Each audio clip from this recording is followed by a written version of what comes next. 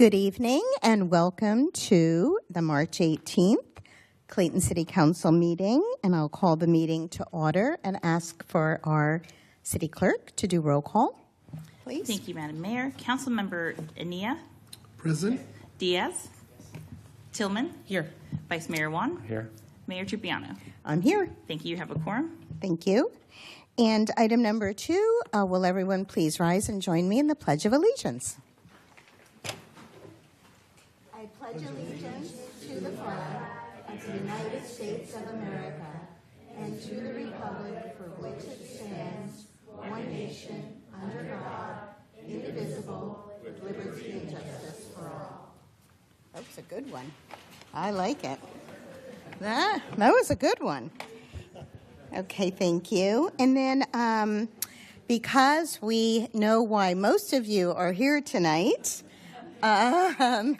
not for our interesting council meeting, we're going to reorganize the schedule, and we're going to move item 5 up to the top and do our Do the Right Thing certificates of recognition for public school students with the character trait of self-discipline during the months of January and February from our elementary and middle schools.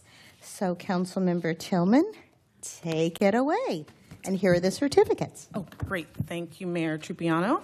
Welcome, everybody. It's great to see you all here today, and I'm excited to see you all be presented with your certificates.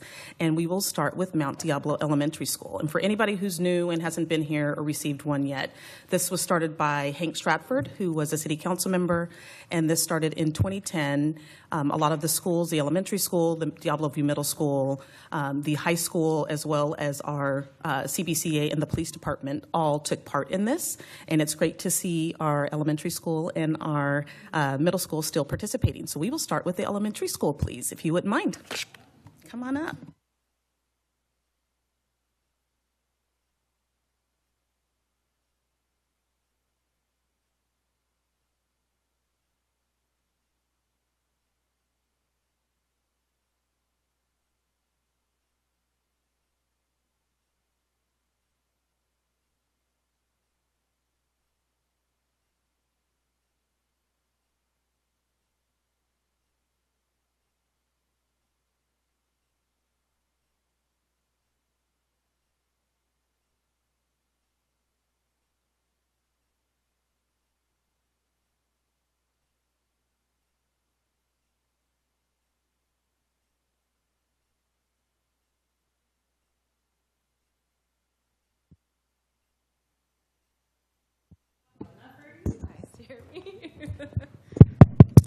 But the people listening in on the stream can't hear us.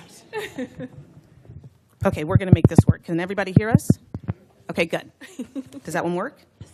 Okay. Just in time for that one. Thank you for improvising. Does it not turn red when it's on? It's on. Okay, fantastic. All right, I'm going to hand the mic to you. Perfect. I will have Catalina Solars coming from Mount Diablo Elementary first. Oh. Her teacher is Miss Erickson, and she had these kind words to say about her. Catalina is almost always the first person done with her assignments, and is not because she rushes through them. It is because she's always focused on the work in front of her above anything else. Last week, the day before a math test, Catalina had finished her writing assignment and had a few minutes of free time before we moved on. Most kids use this time to goof around or play a game, but Catalina took the time to study the practice problems for the math test she knew was coming the next day. In all my years of teaching 5th grade, I don't think I've ever seen a student make that choice. Congratulations, Catalina. Perfect. And go, smile for your parents.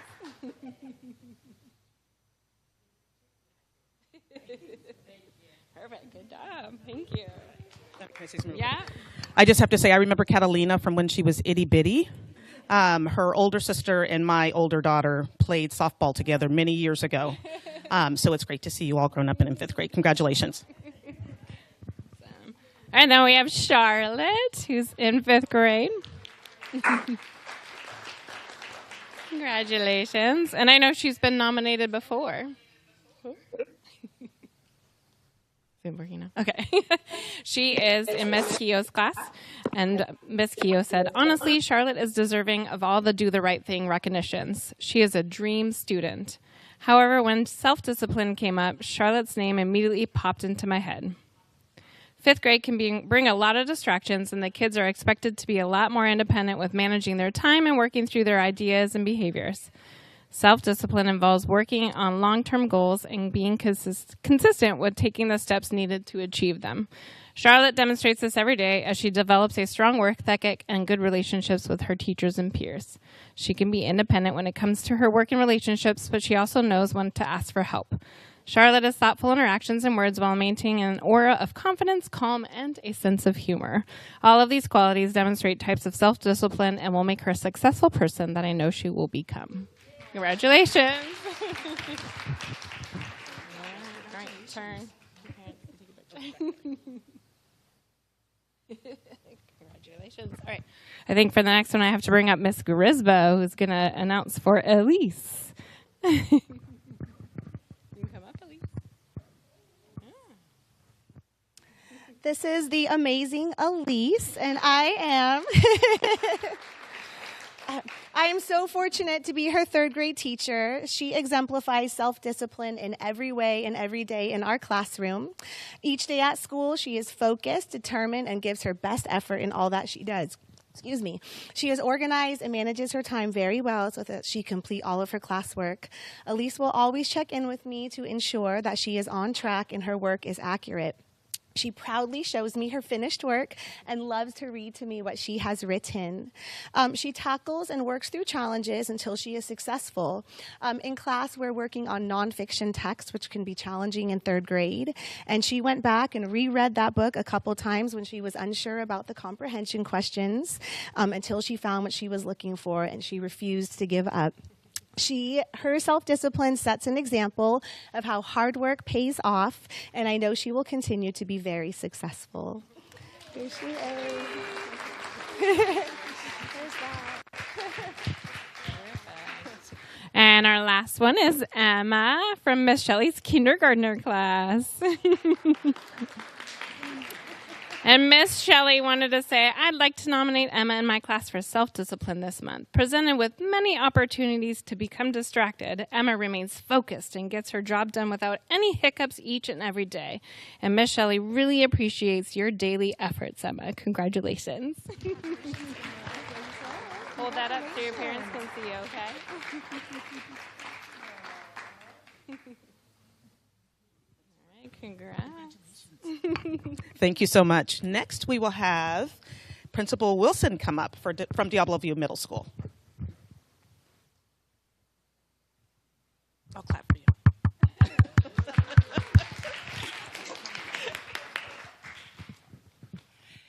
Good evening. I get the distinct pleasure of honoring 3 of our amazing students at Diablo View.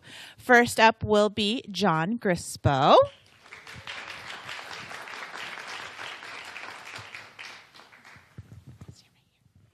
So John was nominated by Mr. McCooney, and he says that John is exceptional for his self-discipline, which truly sets him apart in my class.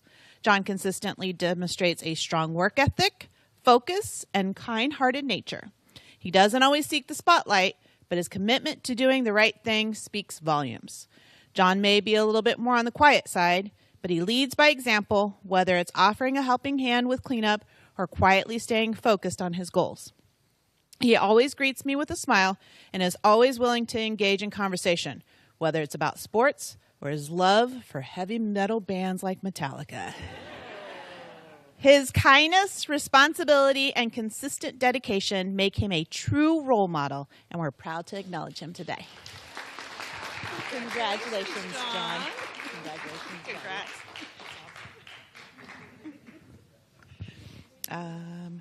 Next up, I have Nolan O'Neill.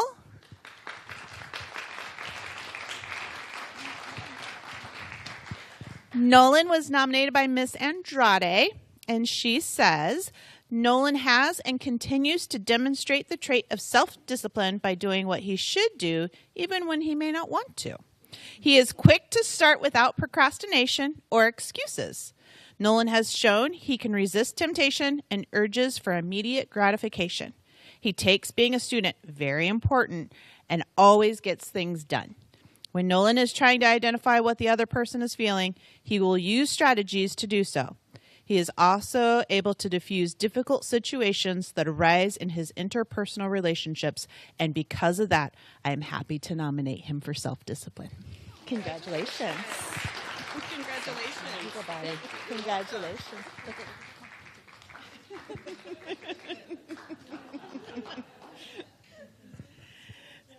And last but absolutely not least, Miss Stella Bebo.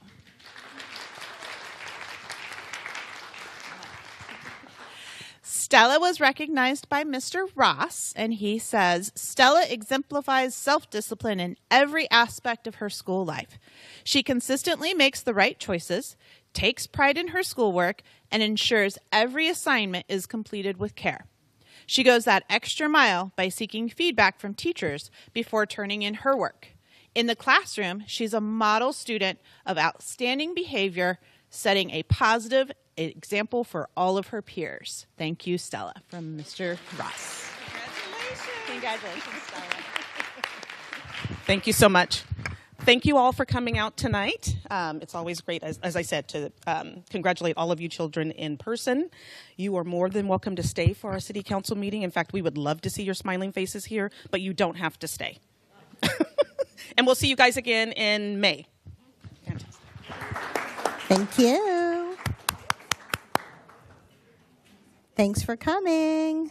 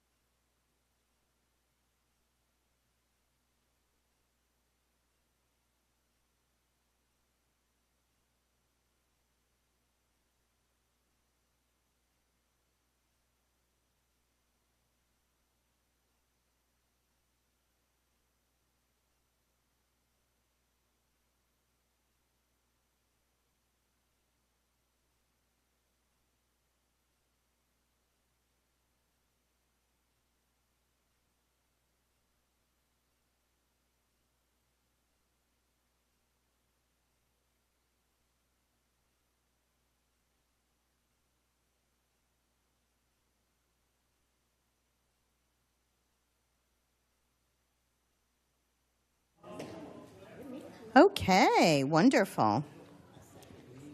Thank you, Councilmember Tillman. That concludes item number 5. We'll move on to, we're going to go back to item number 3, which is public comment on non-agenda items.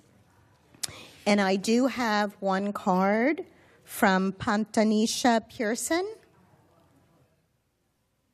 Pantanita, is that you? Wonderful. You have 3 minutes, and just turn on the microphone. There's a button there.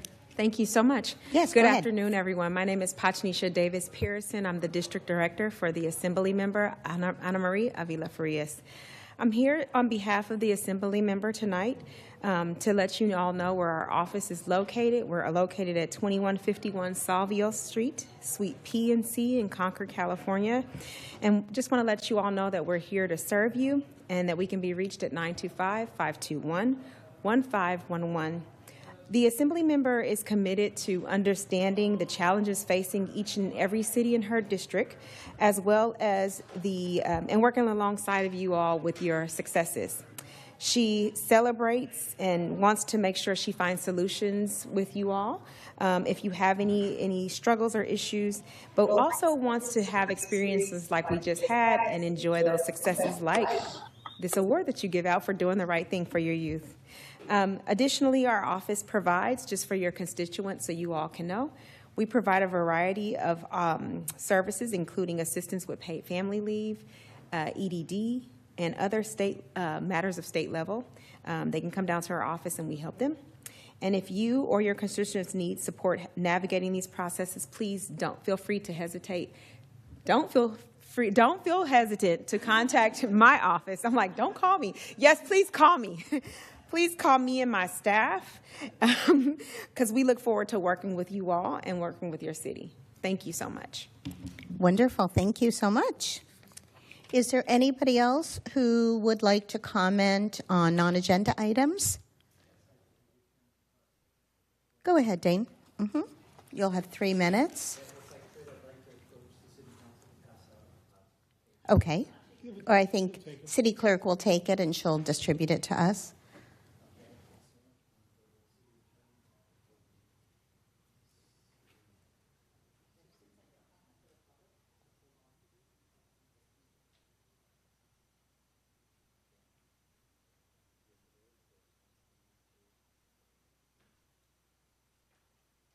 Okay.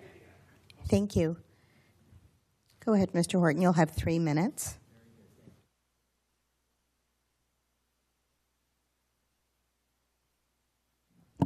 I will get it started, and my wife will finish up the very last section of it. Dear Mayor, council members, city manager, and city attorney, we, Dane Horton and Connie Horton, are writing to express our serious concern regarding a recent defamatory and slanderous remark made by council member Holly Tillman. These remarks, which were posted on the City of Clayton website, have raised significant issues that we feel must be addressed immediately. As longtime residents of Clayton, we can no longer tolerate such behavior from an elected official. We strongly urge you to investigate this matter thoroughly. On February 18th, we submitted a concise letter to City Council outlining some of our primary concerns and issues in the city, which we believed should receive immediate attention.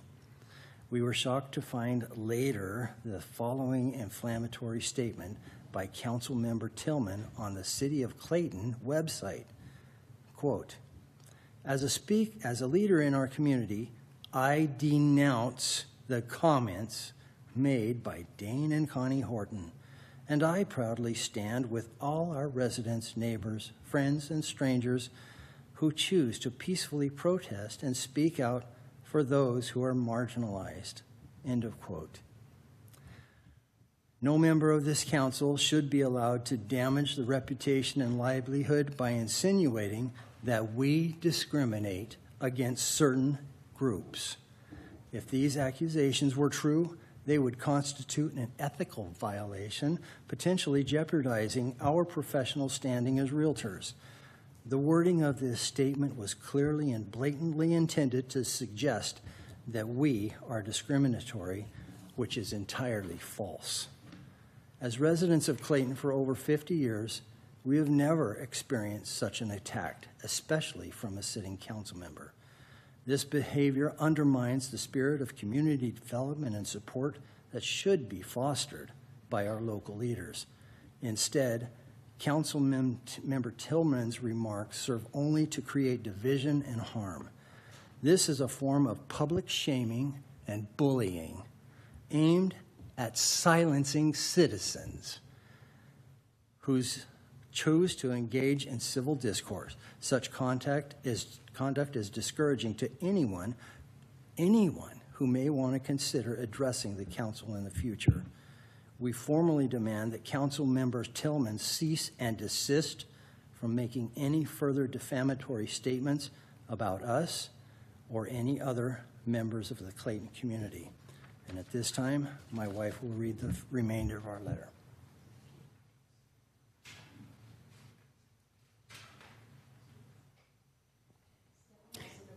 Yes, go ahead, Ms. Horton. You'll have 3 minutes. Okay. Mayor Trupiano, council members, and city attorney, city assistant. Oh, I'm sorry.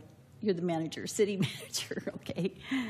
To pick up where Dane left off, we have spent many years serving and positively impacting Clayton, and we will not allow this form of abuse to go unchallenged.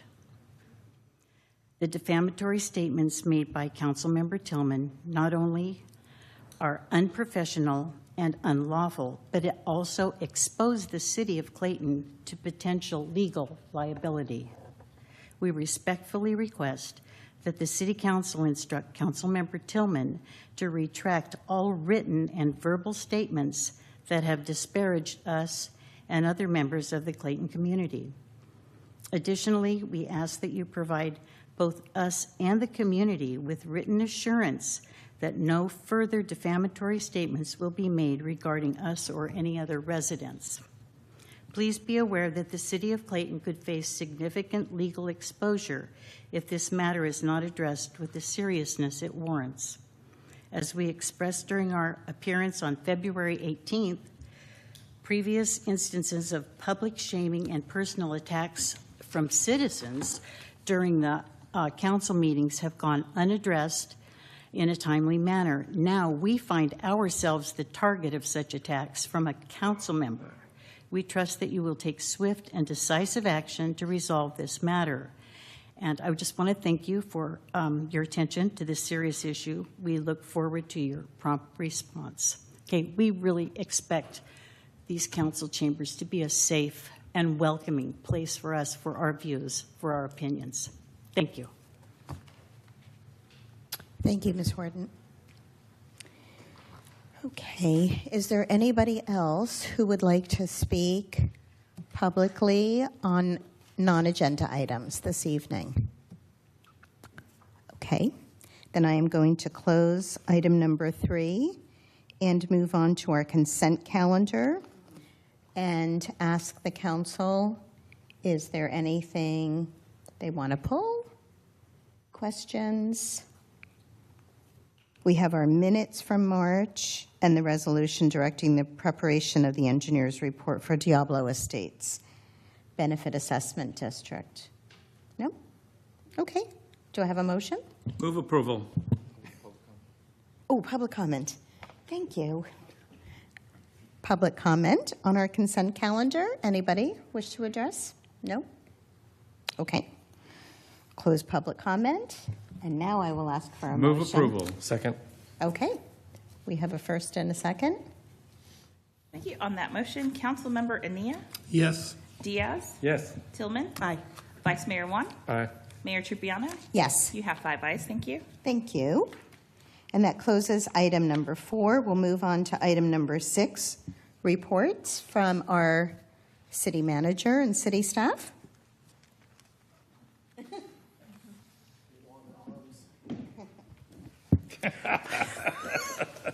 Thank you, Mayor. A couple quick updates. We have a full agenda and some other things to get to, so I'll be brief. Just an update on our interviewing processes. Community members and council know we are in search of 5 positions. We are in the middle of the interview process. We've extended 2 offer letters. At this point, 1 was declined, and we are waiting on the official word from the other one. We are continuing interviews this week and next week, so we are in the midst of trying to find those unicorns to bring to this community to do the community's work. So we're looking forward to that moving forward. Last week, attended the county PMA meeting. We were provided a presentation from Animal Services, and our rates are going up again this year. Imagine that. We don't have the exact number yet. We should get that very shortly so that we can incorporate that as part of our budget process. And the director has offered to do presentations to all of the cities, so we'll be asking him to join us in a future date to go over the updates and kind of the changes that he has made since taking that position, and trying to be more efficient and trying to keep costs down, but some things are beyond his control, so we'll bring him back for that. Also, as part of the PMA, Contra Costa Leadership Academy, we had 2 presentations during that meeting for their final piece of their program, and one of those presentations, who did an excellent job, is our very own city clerk, Stephanie, and she will be graduating from that program on April the 2nd. So it's a couple of weeks early, but congratulations to her, and well-deserved honor for successfully being a participant and completing the program. So congrats to Stephanie. And that concludes my report.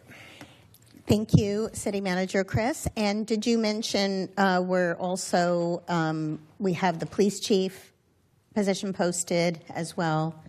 Yes, the chief's position's been open for a couple of weeks. It closes at the end of next week. Interviews will be held in the middle of April. I'm working with our consultant and putting those interview panels together at this time. Okay, terrific. And Animal Services, thank you for, or the executive director there, for suggesting a presentation, because we've gotten PowerPoints, but we've never had anybody here. I was able to tour the facility last year. It is a great learning experience.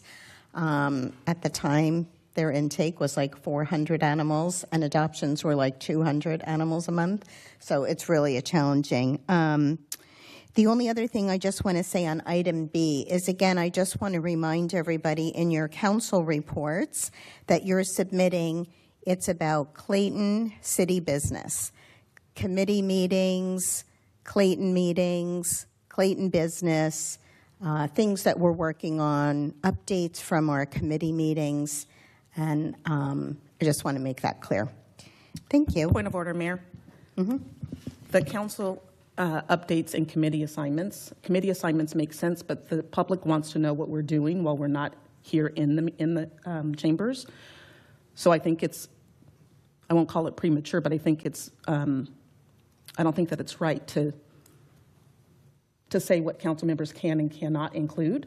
I think that they want to know that we are engaging with our constituents, that we are out in our region and what we're doing on behalf of the city, and as well as bringing information that's out in our region to our residents.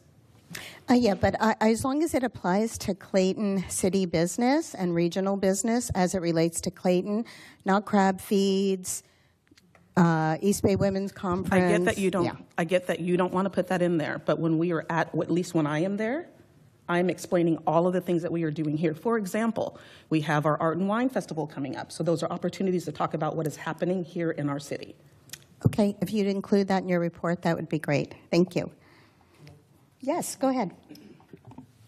You know, I just wanted to add upon what the mayor said about animal control.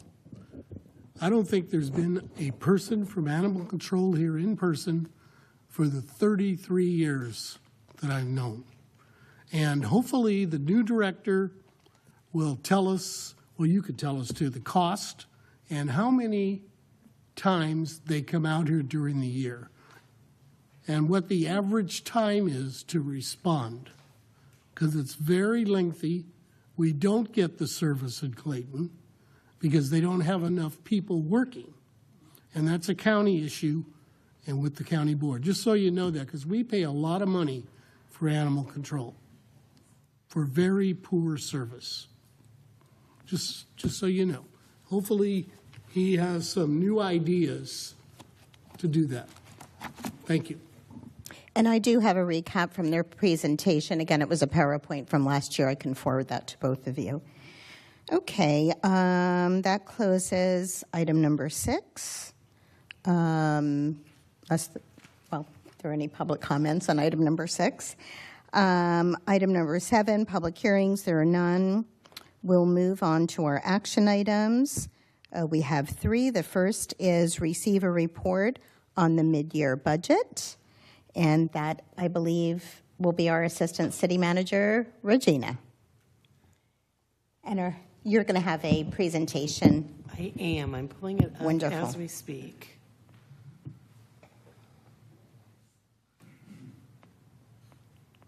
There we go. Good evening, council members. Good evening, Clayton community. My name is Regina Rubier. I'm your Assistant City Manager / Administrative Services Director here at Clayton. Tonight, I'm going to bring you the 24-25 mid-year budget review. The purpose of the report tonight is to give the community an overview of where we are with our general fund budget. Some of the background information from our budget was the council approved the budget back on June 3rd, 2024. Then on November 17th, the council gave the city manager approval to add an additional $60,000, not to exceed $60,000, for the painting and carpeting of City Hall. On January 17th of 2025, council gave approval to add 4.6 positions, some of which were budgeted, but some of them were additions to the budget to help with the vacancies at City Hall. And any major purchases between now and the end of the year, anything over $30,000, the council will have the opportunity to approve between now and June 30th, if the city so requires said purchases. So the overview of the revenue. As you can see that we are budgeted for $5.8 million for this fiscal year. That's pretty close to what we budgeted last year and even the year prior. We anticipate that our revenue will come out on budget at $3.8 million. As of January 31st of 2025, we're only at $3.5 million, which is roughly 60% of our budget. But that's also 7 out of 12 months, which is 58% of the budget year. So in essence, we're on target for revenue. Our general fund expenses, we were budgeted at $6.1 million for last year. We project to end at $6.2 million. Year to date, we're at $4.7 million. Again, that's about 77%, which is a little bit higher than what we should be. But we also have a lot of prepaid expenses that come in July and August for this year. So we pay them up front, and then we don't pay them at all for the rest of the year. So we're going to be keeping our eye on expenses as we move forward for the remainder of this fiscal year. In short, here's the budget summary. We were planning on being over about $285,000 for this last year's budget, and projected year end, we expect to be over about $342,000. That overage is caused between animal control, Concord Dispatch, new MDAs, which are the computers inside the police vehicles that we were needing to purchase, and the office and painting for City Hall. The anomalies that we're seeing throughout the last 7 months. There was about $17,000 of HVAC work for this building. In August of 2024, if anybody recalls, there were times where the county staff actually had to shut down the library because the HVAC system wasn't working. So there was about $10,000 of expense there for portable air conditioning equipment rental, and another $7,000 for a new controller for the HVAC system. There was $30,000 overage in dues and subscriptions. It's actually a subscription for Granicus, which is the agenda software package. That software was purchased in July of 23. It was not caught in this year's budget as we were moving forward because it had not been paid at that time. And so it's something that we missed, and we need to add it into this year's budget. We're over about $5,000 on the library phone. There's a new internet system here in the library that was causing that overage. There is an overage of about $7,500 for the police department and legal expenses. For whatever reason, the police department did not budget for any type of legal expenses for this year. We're $24,000 over budget for the Concord Dispatch for our police department, and we are over $328,000 of professional services.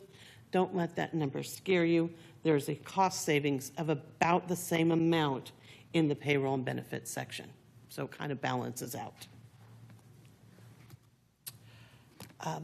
Again, the budget augmentations that have been done so far this year is the interior painting of City Hall was $26,000. The carpeting of City Hall was $28,000.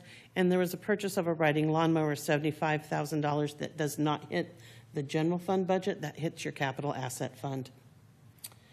So it's my recommendation this evening for the council to receive this report and direct staff to continue moving forward with the 25-26 budget process. And as part of that process, we will have a final year-end review of this budget in May and June. And that concludes my report, and I'm available for questions. Great, thank you. Who would like to ask some of the first questions? Go ahead, Councilmember Anea. I'm concerned about the 24,000 over budget for dispatch. Was it just not enough money put in? Because dispatch, you'll know for the whole year what the cost is. We did know there was not enough money put in. We knew that Concord was raising our dispatch price. We had an estimate, but it was not the final number when we were Before the budget before was- the budget. Okay. That is correct. Thank you. You're welcome. I have an observation, and I talked with the mayor and the city manager on this. I am your representative to the County Connection, and I'm on the committee that is called Administrative and Finance. And we look at every line item, line by line, every month as a committee. It includes the operating expense, it includes the legal expense, and any consulting expenses. And I understand that that is something that's in process so that at least our Finance and Audit Committee will be reviewing that at least quarterly. Is that correct? That would be the ultimate intention once we are fully staffed. Councilmember Diaz. So it's in process. It would be in process. Okay. I find it interesting that a subset of a city council, we look at it every month. I mean, it's very laborious to go through that because we get a stack of financial information every month. In fact, we'll be reporting out on Thursday at the board meeting at what the financial situation is for the County Connection. I just want us to keep that in focus, that we take a look and monitor these. We may catch something in advance of it becoming an issue after the close of the books. Thank you. Oh, one other thing, and it's strictly administrative. We've received, or at least I have, at least 2 reports over the last month that list Ms. Rubier as the city engineer. She is not the city engineer, is that correct? So have you all noticed that? Uh-oh, Larry. Attention to detail. We are aware of that, Councilmember Diaz, and we are working on that with the software company that helps us with the agendas. Anyone else? Yes, I just have Councilmember a Hillman. quick question about the legal expenses for the police department. Have we ever paid for legal as a line item in the budget? Yes, we have, but for whatever reason, it was excluded for this fiscal year. Okay. And is it about the same amount that we previously have paid, the $7,500? It actually has been a little bit higher in prior years. Okay. Thank you. Any other questions? I have one more. Okay, go ahead. Following up on Councilmember Diaz, I would like to see a quarterly report for each department head to look at. I used to do that when I was the administrative sergeant at the police department. Every quarter, the police received how their spending is going. So if we were high on something, we knew it and could cut back if we could. And we would, is that too difficult to do for each department, at least for the police? All of our department heads do have access to our finance system that they can look at that. Oh, they do? Okay. That's fine. Thank you. Didn't know that. And I just want to add a little bit of context to that. So Vice Mayor Juan and I did take a stab at this in March 2023. We asked for a report of all contracts, vendor agreements, service agreements, and to ensure there was no duplicity, and also just to get a handle on it by department. It wasn't complete, is what I can say.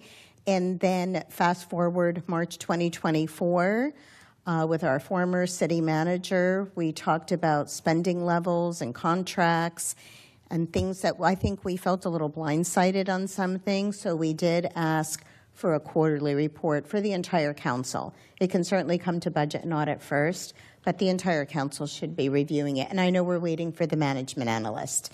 So thank you. This was great. Terrific. I would just add, Go ahead. I think that's spot on. The work that we began is not yet complete. Just in the area of contracting, I think there's a number of areas or a number of items that will warrant further review when we are fully staffed. So I look forward to that, and we'll see. So, can you maybe this isn't necessarily exactly to the mid-year, but can you provide some color around the timing of the budget process and what we should expect going forward in the months to come? Absolutely. We have already had our internal staff budget kickoff meeting. The department heads have provided me their requests so far for capital, if there was any request for additional personnel, and their general fund budgets. I've received all those back. We're starting the very preliminary work of crunching numbers. I anticipate the first week of May for the Budget and Audit Committee to have the first viewing of the next fiscal year budget, and we will work through that if we have to every week in May, like we did this last year, to get the budget to where the council and the Budget and Audit Committee would like to see it. Thank you. And also, I think this was a request from me to our city manager and Councilmember Tillman that we want to make sure the goals that we set last year are taken into account and align with our next budget. So we want to be part of that process. Yes. Okay. If there's nothing else, do I have any public comment on this? Mr. Kelleran, you're going to do A, B, and C tonight. I guess so. I know. You have 3 minutes. Thank you, Council. One area I've been working with various representatives of cities and also counties, and I'm not going to mention their names, but I will indicate one line that should be brought to the Council's priorities to look at is insurance premiums. And so that seems to be one area where, I don't know, again, when we go out for an insurance premium, but what I'm hearing from one city, they saw their premiums go up substantially, and they kind of indicated to me that because we're now classified as a high fire risk city, that in our general liability, not workman's comp area, but again, general liability, that we may see a substantial increase. And again, comprehensive, when you get into those, it could be 50%, maybe less, but again, it could be even double. So that's something just to be aware of. I think we're at $250,000 or something in our general insurance premium, but that could be a big factor in ourselves of how we go forward. So again, that's the only thing I have to add on that. And then I do want to give a special appreciation to our assistant city manager, who's also our finance guru. I do fully support that we do have a budget workshop for the public. It's a one-day seminar similar to what Concord does. I think that would answer a lot of questions. We may not get a heavy participation with the public, but again, I know we want to engage the city council members, but also I think engaging the citizens similar to what Concord does. Maybe something simpler than what Concord does, but again, it's usually held on a weekend, like a Saturday, and it's a 4 to 8 hour session where citizens get to be a council member, and basically they ask questions on what those costs are, and then you go through the budget lines and give an explanation to folks. So again, it's the transparency and getting citizens involved. So again, thanks for all the hard work. Thank you, Mr. Kelleran. Okay, bring it back to the council. Do I have a motion? Do we need a motion? Do we need a motion? Oh, we don't need a motion. Okay, then we don't need a motion. I'm going to close item 8A and move on to item 8B, which is the biennial pavement assessment report and 2026 paving project street selection with our city engineer, Larry Thies.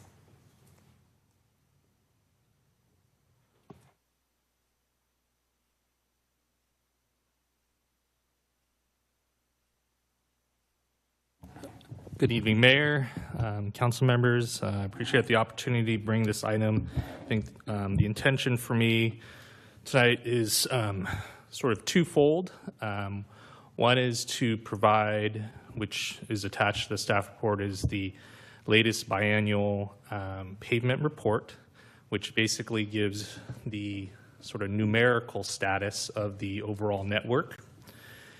And then I would like to get some direction from the council on the street selection for our next paving project, which will be in the summer of 2026. So that's my two goals tonight. I encourage a discussion. I anticipate you'll have questions as well. So I'll try to be brief, and obviously I think members of the public will also want to provide their comments. I think this is a very important topic for the community. So I'll start with the pavement report. Brief background, this is a report that's done with pretty much every city in the Bay Area. MTC provides a substantial grant funding to cover 80% of the cost of doing a visual survey of a city's roadway network.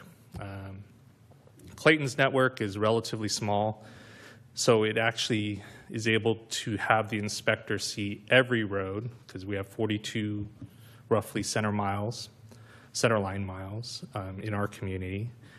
So they are able to visually see every one of them every 2 years, and so we get a numerical number that's basically an average of all these individual street sections that these inspectors will visually look for potholes, look for cracks, and then take that qualitative assessment and then put it into a program that's called Street Saver that takes that and organizes it into a average number for that particular street segment.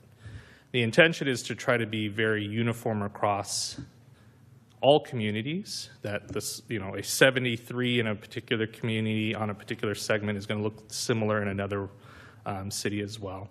But it is a qualitative assessment initially, and so there is, obviously some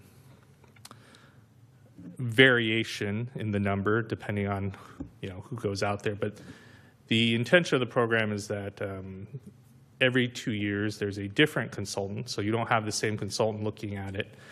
So you do get a rotation of generally 5 to 6. So most of the times they're rotating almost every 10 years for this community. So you're not going to see it they're not going to be a repeat consultant.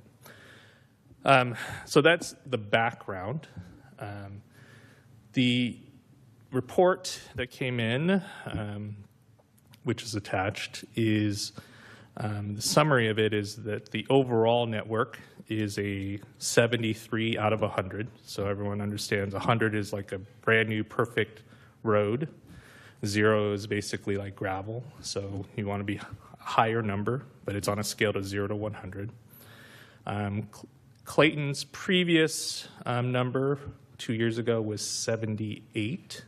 So there has been a drop. I would say it's a little bit further than I expected. Some of that, and there was some work that was included in this latest evaluation, so it wasn't completely like the system was the same this last 2 years. We did do some work, but it's still falling. They take that information, and you'll see in the report that every street segment in Clayton has a number associated, and then a weighted average creates the network. So a longer street with a number obviously has more weight. Wider streets like arterials versus residentials have certain more weight.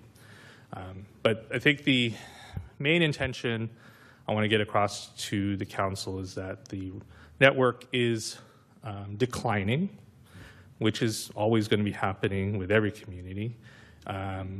If you are not able to provide the maintenance, repairs, and treatments that are necessary to essentially improve the system. Overall, 73 is still in the good category. Clayton has traditionally been a very high, very good network, but I do think it's starting to age in the last probably decade, and you'll see that in the report. And we are now at a point in what's the life cycle of pavement is that the cost and the decline of a road, it goes rapidly once you hit this sort of middle section of 50 to 70 ratings. That when roads are really bad, they don't really get that much worse. Gravel, becoming more gravel is a small change. But when you have pretty good pavement that's really starting to crack, you'll see the decline fast. I do think the council should be aware that you're on that precipice now, and I think it's important to consider investments while you can, where it's cheaper fixes before they become more expensive. But there is a flip side to that. There are points where you may want to decide, well, we can't let this particular road decline because the fix is not going to be different if we went from a 70 to a 65, for example. That's throwing numbers out. So you do, because you have a limited resource in your funding, you do want to pick your best bang for your buck. What Street Saver does is on a very numerical basis, just to be clear, it will spit out a report that says, if I had X dollars, in our case $2 million for a project, here are the streets you should rehabilitate that will maximize your increase in your PCI number. But it's a very calculated approach. It doesn't take into account, well, should we group it in a particular neighborhood, economies of scale, or mixture of types of treatment. But the biggest factor, and I've had this in other communities I work with,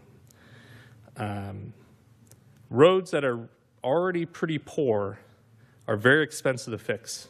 So if you have limited funds, it will never rise to the top in your list of Street Saver.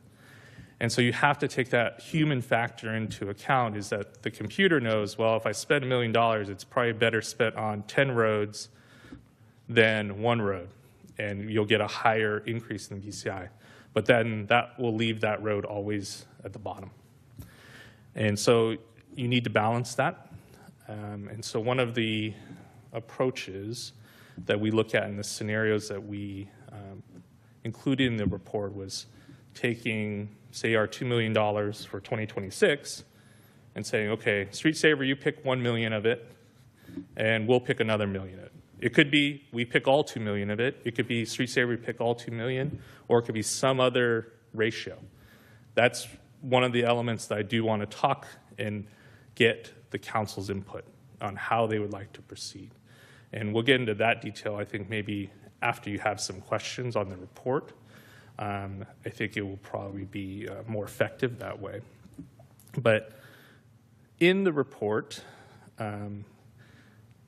these are standardized, so every community, every report has this for every city, is that essentially it gives you what you currently have, but what would it cost to keep the system exactly as it is today at a 73? And that's one scenario. And in order to do that based off of Street Saver's calculations, you need about an average of about $2.6 million a year to just maintain. If you want to improve your system, say by 5 points, that increase is actually, I'll look at the dollar amount, is 23 million over 5 years, so roughly 5.2 million a year. Which, to give you scale, we are currently planning a $2 million project, but your available revenue that you are utilizing for pavement projects are gas tax, which has two components, which is the HUDA, the highway user, that's the original gas tax, and then the road maintenance rehabilitation account, the RMRA, which we come every year until the street selection because that's required by law. So those two components of gas tax, and the return to source from CCTA's collection of sales tax money throughout the county for transportation purposes, and that 18% of that goes back to return to source of each community. And that's based off population and road network. The city gets the smallest in Contra Costa, obviously, because it's the smallest community. So those are the main funding sources that you currently utilize for paving projects. You can obviously use other funds, general funds, or other resources if you choose to, but to summarize, you will roughly have, in terms of revenue, about $600,000 to $700,000 available for a paving project each year. And part of that is because you already used some of your gas tax money. Almost all of your HUDA portion, the $300,000, is used for internal operations, for maintenance, pavement repairs, the day-to-day stuff. So that fund is sort of already taken care of in just pothole filling, so to speak. The remaining RMRA money, which is you have to use toward projects. They didn't want you to switch that money for another source, so that's why we do every year name the project, is a little less than $300,000. So you have $300,000 there. You have roughly another $300,000 from the CCTA, and then the leftover HUDA money is probably around $100,000. But some of that $100,000 is also taken up because you are using some of that money now to supplement your streetlight district because it's underfunded. So the good thing is now that we've got the LED lights, that cost is probably saving $20,000 to $30,000 a year. So that's less gas tax money being used this year than, say, last year. It's based on what I saw on the bills. So that gives you kind of the overall overall report of the network, but also kind of your funding sources. And I'll kind of end with the selection of roads, the $2 million. The intention was that even though we have about $700,000 in revenue, there is sort of built up money that has been left over in the capital fund that we're able to collect maybe about $1 million each year, and we're targeting in our current CIP of a $2 million project in 2026. Of that, about 1.7 is in construction. The other 300,000 is soft costs of inspection, design, so forth. But that's accounted for in the Street Saver numbers. The Street Saver numbers accounts for the soft costs as well.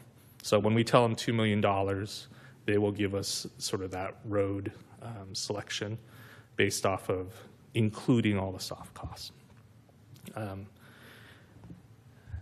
The specific roads that I would highlight, that's in the staff report, that you could definitely see on, when you look at the rating list from worst road to, the best road to the worst, the ones at the bottom that definitely show up are Eagle Peak Avenue from Oakhurst up to Keller Ridge. We've also received public comment on those, specifically about trying to fix, and there's been recent trenching on that road for utilities. But it's a costly fix because it's a wide road. I think there's a little bit more difficulty because it's a steep road too. That's not really accounted for in these numbers, but Eagle Peak, if you would like to consider certain street selections, I think you should consider that one of the top. And it's a heavily used road because it's really a collector road to half of Oakhurst, essentially, or if not more, because of the number of units up there. And the other road that was very clear was El Portal Drive, which is, I think, the worst rated road at like a 36. Not as heavily used, but it is kind of it's not a collector per se, but a lot of cul-de-sacs do come off of El Portal. But it's a very costly road to fix now because the rating necessitates what's usually a full-depth reclamation type project. So most roadways are built with asphalt on top, rock in the middle, and then basically ground underneath. When you are fixing roads that are reclamation, you're essentially removing all of the asphalt and the rock and recompacting the ground underneath and building the whole road back up. Where like Eagle Peak, the recommendation is a hold in place recycle. You essentially take the top off the asphalt, recycle that, put it back down, and then put another layer of asphalt, but you don't go all the way down to the base. So that gives you just a scale of the types of fixes. We have primarily been doing surface treatment projects the last 2 rounds that we have, I've been involved in since I've come to Clayton. A lot of that is because of street selections that were done almost 5 years ago now. And a portion of it was federally funded, so they had to be on certain types of roads, collectors, but they had to be on routes of regional significance. So that's why those are selected the way they were. So you have those 2 roads. Main Street is also a road that is relatively low on the list. I think it's around a PCI 40. That would probably require, you're on the border of doing a full depth reclamation versus a pavement recycling. So like I said, you could let it go further. Now Main Street obviously has, I think, a lot more timing issues you have to consider because the events within Clayton, the businesses that are affected. So I think that's another element you play in your street selection that Street Saver doesn't account for. And then the last item is we had talked about resurfacing Mount Terra Parkway. So currently that's on the list, and I think the intention is to incorporate in the 2026 project. So we would need to set aside, I estimate, $200,000. It's lower than what we talked about in the meeting where we had the discussion about selecting it. Part of it is I think the soft costs will be absorbed by having a larger project as opposed to it being standalone. So I think that helps. And I could also let you know that the TDA grant application we applied for will likely get a $50,000 grant toward that project. So it hasn't been finalized. It still needs to go through the approval process, but my understanding is that the recommendation is to have that TDA money for Clayton at its full request of $50,000, which is great. I think helps quite a bit. But then obviously it's a commitment to that project, so it will be at that specific location. So I'm going to conclude my staff report here. I think there's probably going to be several questions, and happy to try to address them. And then if we'd like to talk more about street selection, I think maybe it would be a best approach to start with the report and then the street selection. Thank you. Thank you, Larry. Who wants to start first? Some questions for Larry? I have a couple. Okay, go ahead. Vice Mayor Wong. In the report, I think we indicate a plan for 2026 that's estimated around $2 million.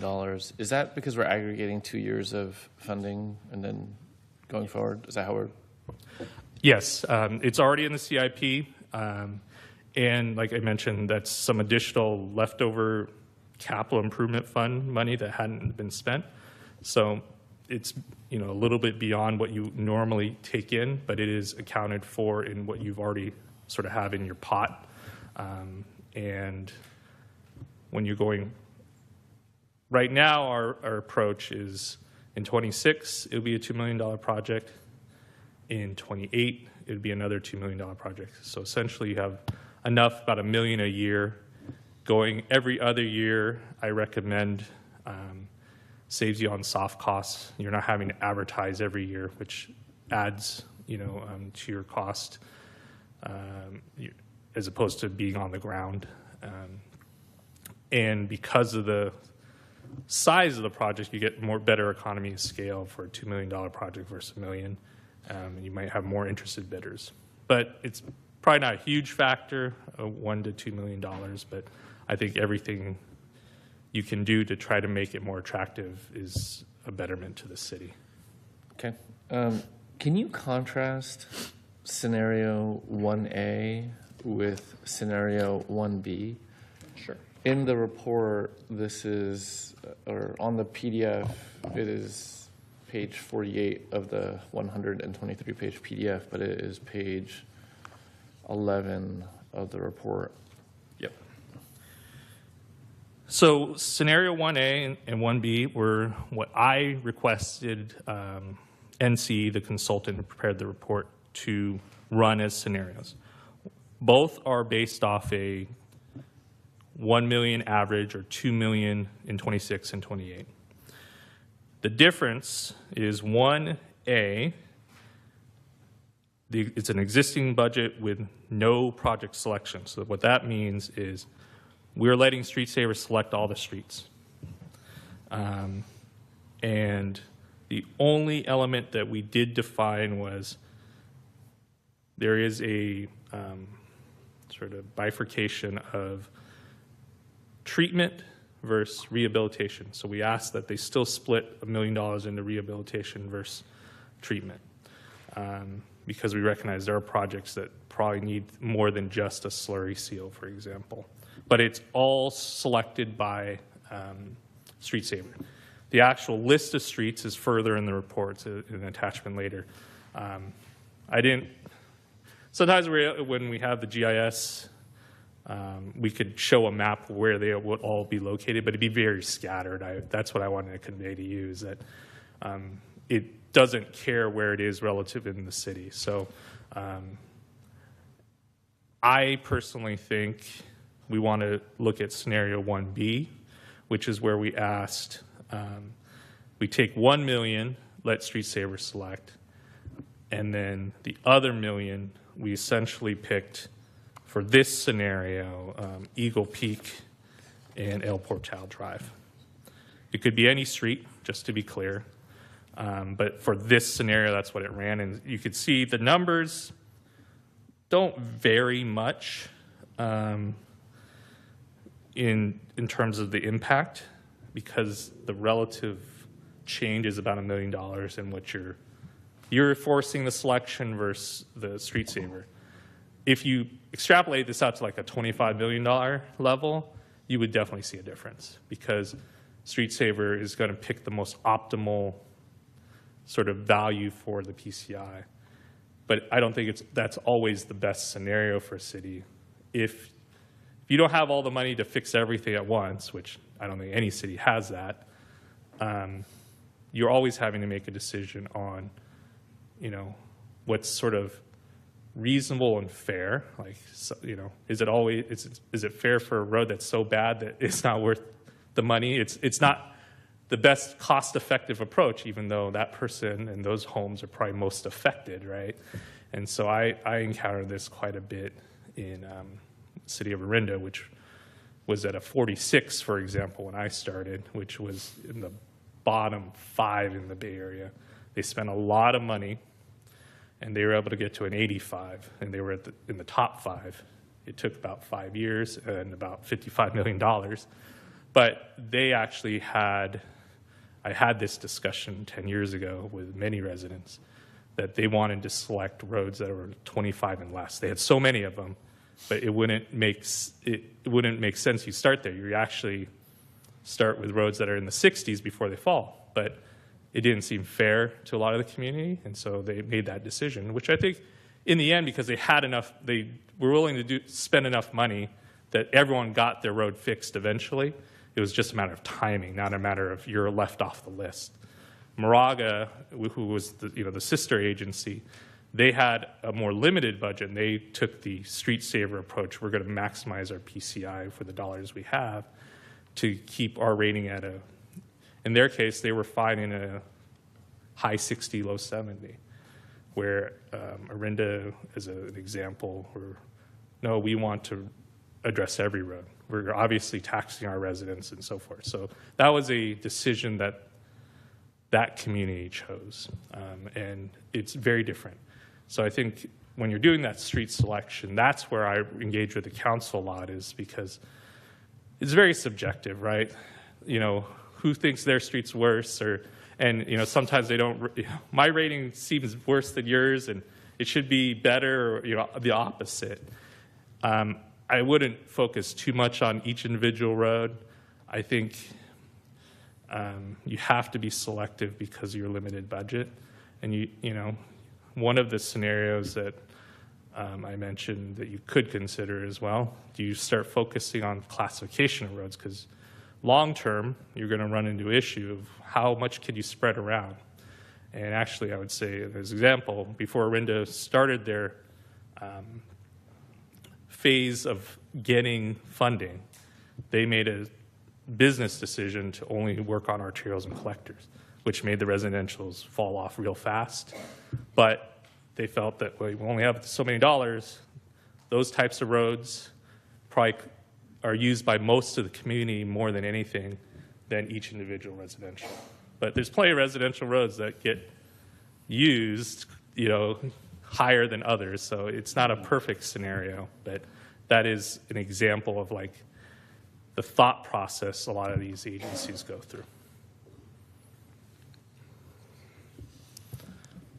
Thank you. That's helpful. For the members of the public who are following along at home, the detailed streets in each scenario are towards the back of the agenda packet, and that starts at page 107 of the agenda packet. So you could see the street selected by the scenarios that you described. Go ahead. Councilman Bernier. You know, Street Saver is a computer program, right? Essentially, it's a program. Automated. How did it allow El Portel Drive to get to a 35? Well, I don't think the computer program allowed it.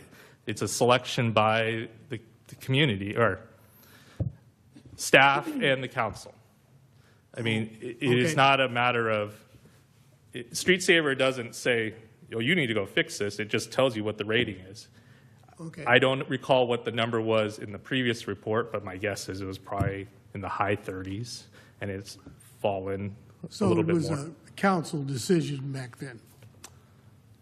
The other question I wanted to ask you was, I see where you talked about the money we get. So we get $300,000 from the Contra Costa Transit Authority. Roughly speaking, it depends on how much they collect in sales tax. That's automatic then. So well, it does end right now. Currently, that sales tax collection ends in 2029, I believe. Right. So what other do we apply for any other monies? You said MTC at one time, but yes. So the city does apply for federal grants. So the project we just completed last October had federal money, and it also actually had a CCTA grant separate than the return to source. That was a total of about $700,000, $400,000 for the return to CCTA money, and high 300s, I think, for the federal money. Those grants come out typically when they call it one Bay Area grant OBAG cycle every 5 years. But what I have seen in my time is we're on cycle 4 now. Cycle 3, the city did not get specific funds to their agency. Almost no city in Contra Costa got specific funds. The criteria is not so much a return to source approach. It's more of a competitive selection of projects across the region. So at MTC level, at the CCTA level, one of the elements in the last OBAG cycle that I think we've discussed that you're aware of is the Smart Signal project, adding more communication elements to the traffic signals from Washington to Mitchell Canyon. Those 4 that are in that stretch, that's actually OBAG money, but it is administered at the CCTA level. It doesn't come directly to us, but they're saying, hey, this is for your region. CCTA, as the transportation management agency, decide, we're going to look at a broad project throughout the county that every county can have some portion of, which traffic signals are in pretty much every city, and you get a proportional amount. Where in cycle 2, they did sort of give each agency a proportional amount, and that's where some of that money that we used to pave last October was still left over. So we were reaching the very end of the expiration on that, and we were able to spend that. So do you have an associate on the CCTA, or Mr. Chin? Does he advise? Does he go to those meetings? Yes, he works for our firm. He participates on the technical advisory committee, which is essentially the staff level that helps shape the agenda for the electeds, which is usually each of the, in this case, it's Transpac, which is the central region, and I believe you are this city's representative to Transpac. Because the reason I'm asking that is at the last Transpac meeting last week, they get very technical, but the gist that I got out of that was that they're doing a 20-year plan, or something, I think it's 20 years. They want to get people out of their cars. They want to get people walking. They want to close off streets in downtown areas. And they're going to weigh that when they give out money. He didn't say it in so many words, but that's what going to do. For Clayton, there's maps up to. For Clayton, we might escape that because the only map that has those areas are the Clayton Station and across the street at the Clayton Valley Shopping Center. So our other streets are they're not included in closing streets or making them pedestrian, bicycles only, because they're moving towards that. And I was thinking we would be hard put to get any grants because they're weighing it that way. But it really doesn't affect us. I was just wondering if he's talked to you about that yet. Yes, we've had very specific conversations about it. Okay. And it's not a specific agendized topic here. What Right. I would say is, in general, the funding sources that are available outside of the city are becoming harder and harder for communities like Clayton to qualify or score high for. Exactly. And I think it is my opinion that counting on those other sources in your paving program is going to be, it will be somewhat, I think it will be erroneous to think that money is going to be there. That's right. And so for pavement repairs. So a lot of these projects will be for potentially PED related or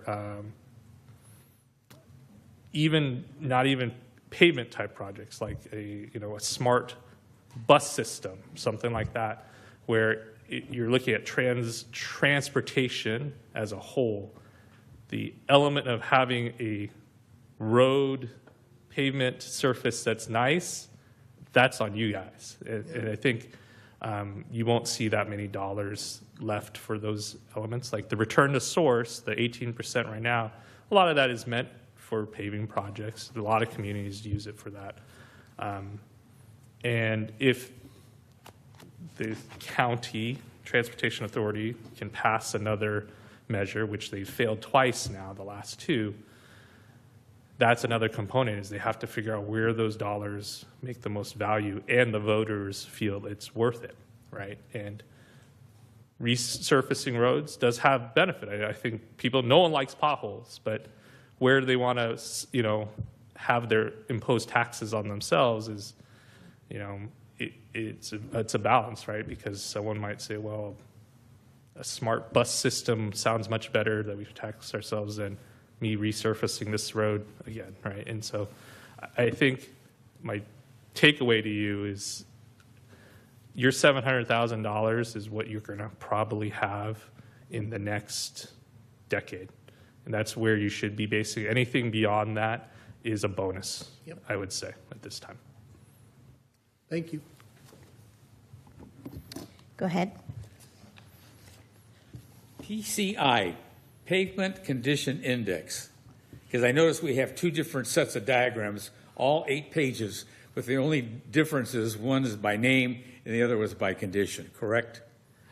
Yes, the list, one was by street name by alphabetical order, Got so it. it's easier to find. I'm just clarifying that. And the reason why I am, because I'm very interested, because I've gotten a number of questions about it, is the area on Clayton Road, just past Atchison Stage, heading towards Concord. Okay. And I see it has a rating of about 78, which sort of is right in the middle. Well, actually, it's upwards to the top of the mid-range of the pack, right? Yes. And in general, that road is pretty well paved and conditioned well. However, there's one spot that has roots from a tree that are raising the asphalt, and it's in the number 2 lane. And the only reason why I know it, I'm reminded of every time I'm in the number 2 lane and I hit that thing and it jars me through the top of my car. So, I mean, I'm surprised that overall the street is in pretty good condition, but that one area has been lacking attention for quite a time. So how does something like that, because that's not a pothole. No. Right? So that's a great example, is that's a spot location. So if that was the only area you looked at, obviously the rating would be very low. But so Right. it takes into account the entire stretch. So the overall rating, 78, is relatively good for especially Right. road. And overall, that's the rating on it, yeah. But then you do have spot locations that do come up. How we've addressed it in the past is on a case-by-case scenario, we determine, okay, is this a location that needs to be fixed? We'll either go hire a contractor directly because the amount is relatively low, that you don't have to bid it out. And then that money is coming out of your maintenance gas tax funds. Like I mentioned earlier, where the original gas tax, most of that's spent on internal operations. Right. I believe in the current budget, it's about $75,000 is put into pavement repairs in the operating budget. But that operating budget is paid out of your gas tax. So it's the same money. You're just using those on very pothole basis issues. So to clarify, that's not coming out of this grand pot that you have for the whole project, right? It's a specific use of that money.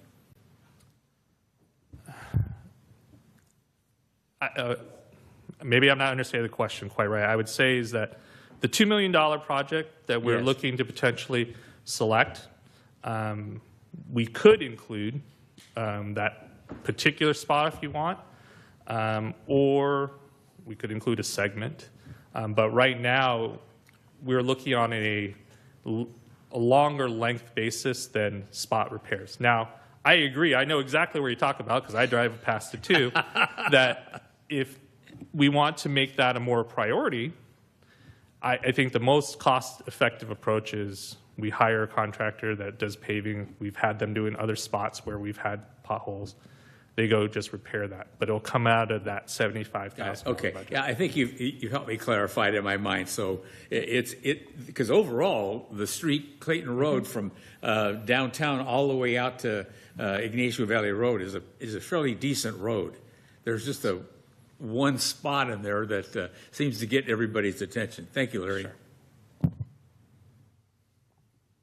Go ahead. Thank you. Can you tell us how long, approximately, does it take to complete a full depth reclamation? So if I'm thinking about, I think it was El Portal that you mentioned might need to have that done. Great question. I think a full depth reclamation, the main impact it has is restrictions to traffic because just to give context, like on a resurfacing or a overlay, essentially cars can be back on the road within an hour's once the asphalt is cool. The reclamation process takes a big machine and just grinds up all of the asphalt and the rock and even a little bit of that ground underneath, and it injects cement, or they actually just powdered cement, and they mix it, and then they recompact it. benefit of that, as opposed to just digging it out and rebuilding a section, is that because you put cement in it, you can run some traffic on top of it. So it probably takes a little bit longer to cure, but you're talking about a day. The maximum would be a day. I think the longer you keep traffic off of it, the probably more effective the project is. So there's a balance. So if people can be able to travel without having to drive on it, and it's closed off, and some things can be done a little faster, and it might be a little bit better. But I would generally say with a recycle reclamation, it's about a day. If you have to remove everything and put it back, that's multiple days, because they need to put rock at least back down before cars can drive on it. And then they got to put asphalt. So that's typically the sort of sequencing. Okay, so for Main, I think you mentioned Main Street and El Portal probably would both need those. So for the Main Street portion and affecting the businesses being not having access to the businesses, we're thinking it might be a little more than a day. Yeah, I think without the first thing we would do is we'd get a pavement engineer out there to assess, to give you a real, like, hey, this is what we think the design is, right? Street Saver is only looking at it kind of like this, right? And they're going to do dynamic testing, and they give you, like, yeah, it really does need this level, or maybe it can get away with something a little less, because 40 is kind of on the border. But once you know that information, especially like Main Street or even El Portal, especially with parking on the street, we would have to be very careful on how we segment the work. And that's where we as the designers have to be very, have a lot of coordination with the property owners, like, or the business, the businesses, like, hey, what's the slowest days? Can we try, is the weekend better than the weekdays? And probably isn't, depending on the business, right? So those are factors that we would take into account. You could also,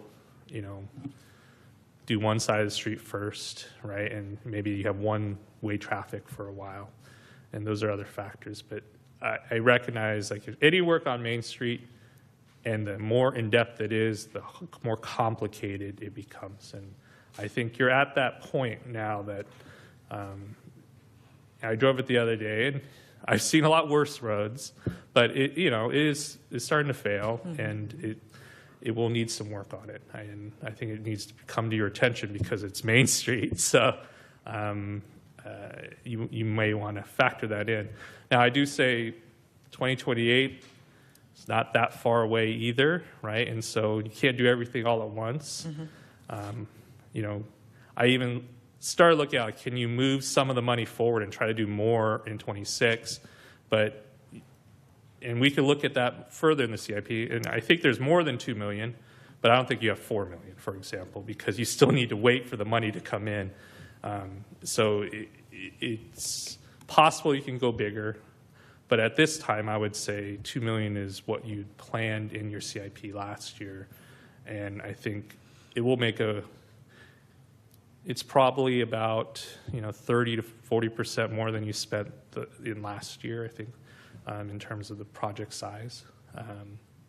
So I think it will be a significant project.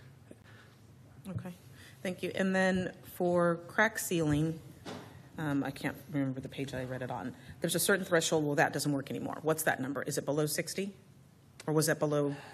In crack sealing, typically crack sealing is done as first 2 or 3 years after you pave a road. Hairline cracks, you run basically that wand of asphalt to seal it so water doesn't get in. Water is your enemy for pavement.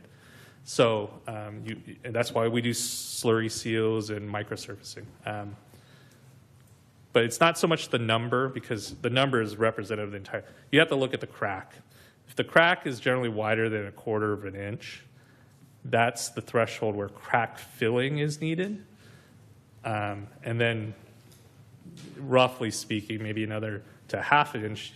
Beyond that, you're just stuffing it, it's just falling, and it would probably. So, like the sealant can't bridge something beyond 1/4 of an inch. Okay.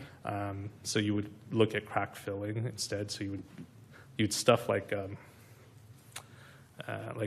not a styrofoam, but like, you know, the insulation that you put around a pipe, cut that in half, put it underneath to hold the material up. But you would want to still surface treat over top, something like that, that big. Some roads, it's just beyond the, you could do it, but it probably will not hold that long, and it will, and cracks, and the other factor is crack sealing is not cheap either. It is simple, but you need to have a crew that can do it, and Clayton doesn't have an internal crew to do it. Most cities don't. So you're still hiring someone, and it's hard to quantify crack seal unless you're literally going to measure everything. So someone has to bid that, and then they take the one. And it's usually a 7-person crew to do a crack seal approach.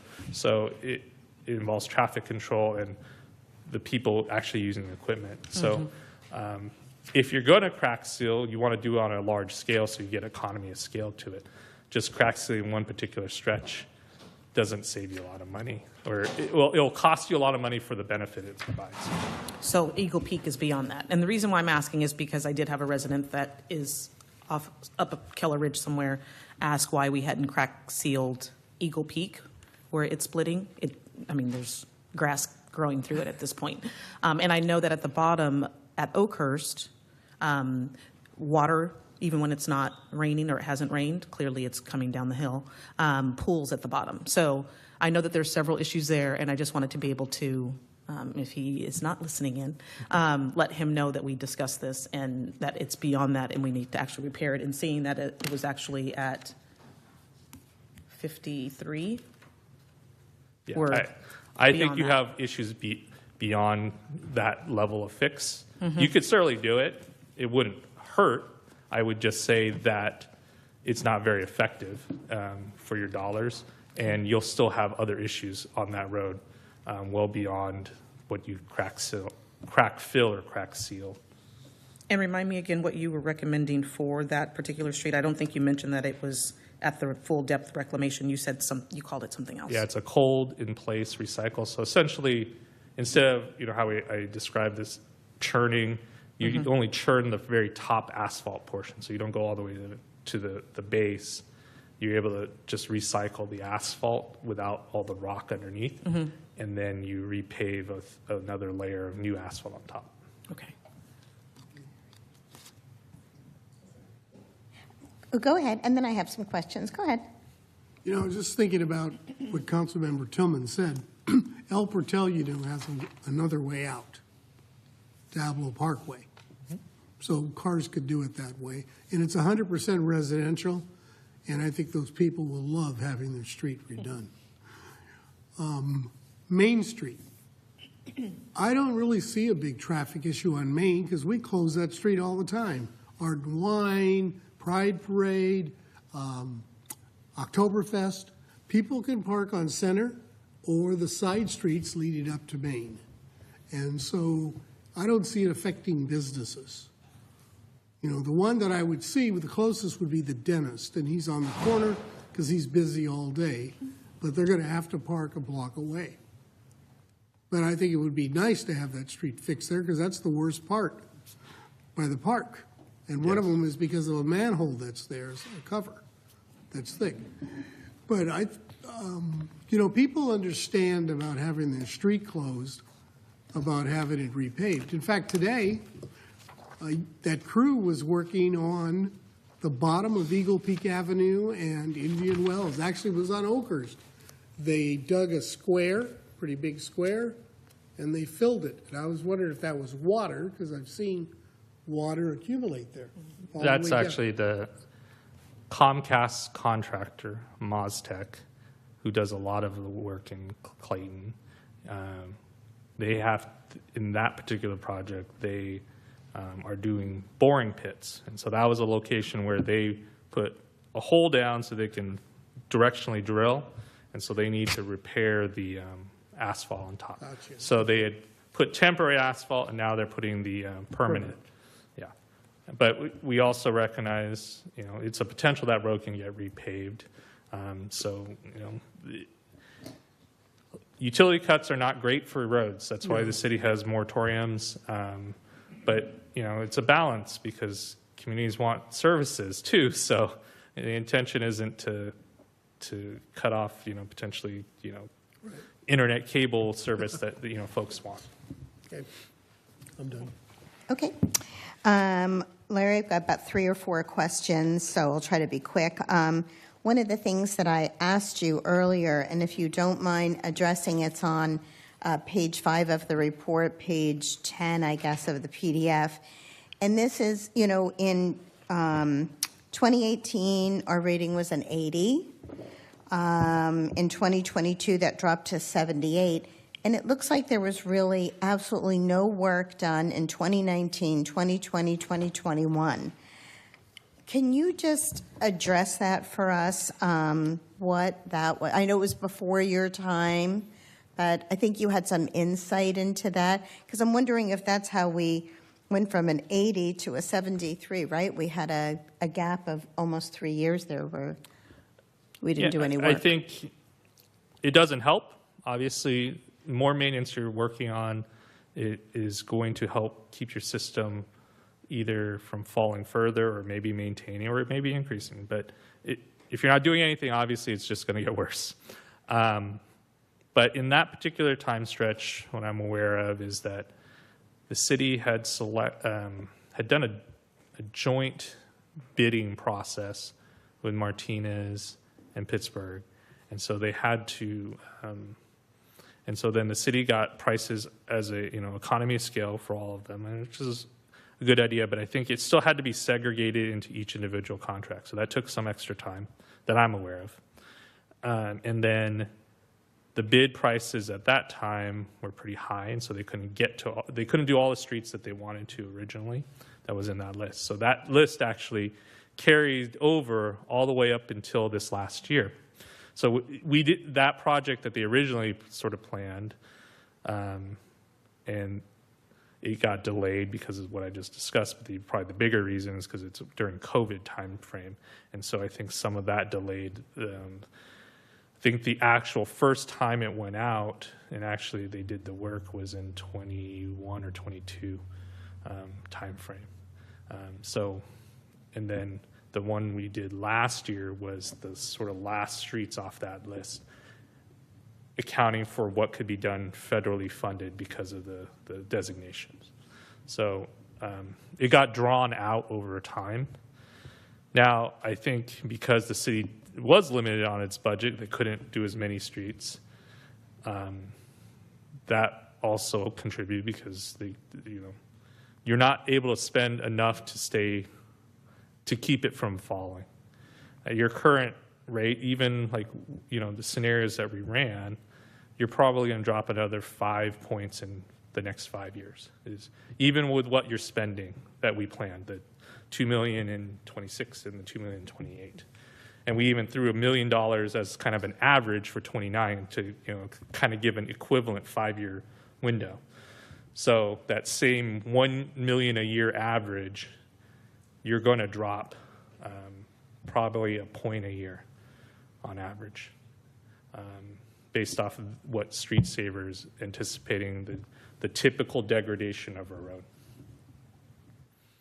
So one of the scenarios that was run, in order to maintain, you need $2.6 million a year to sort of maintain your system at 73.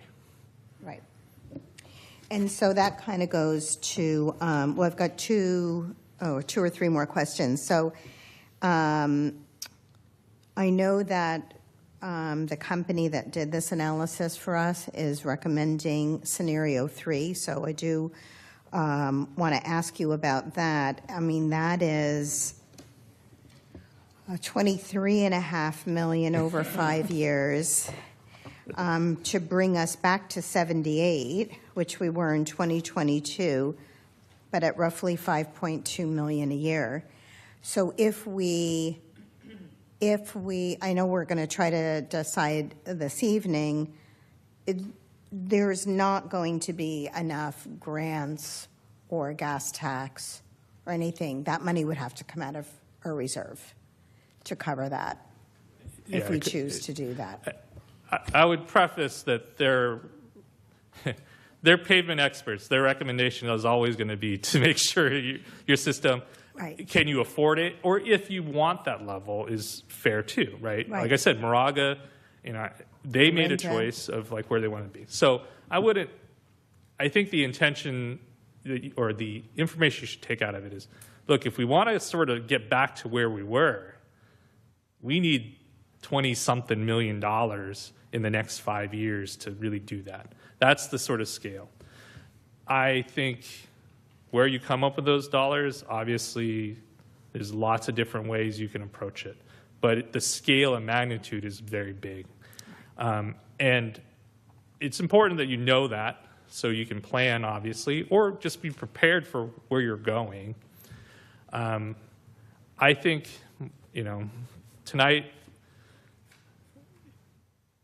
it's critical that we get the streets selected so we can start doing design and move that forward. So getting the 26 street selection I think, is very important tonight. How you want to address the future going forward, I don't know if you need to have that huge discussion tonight.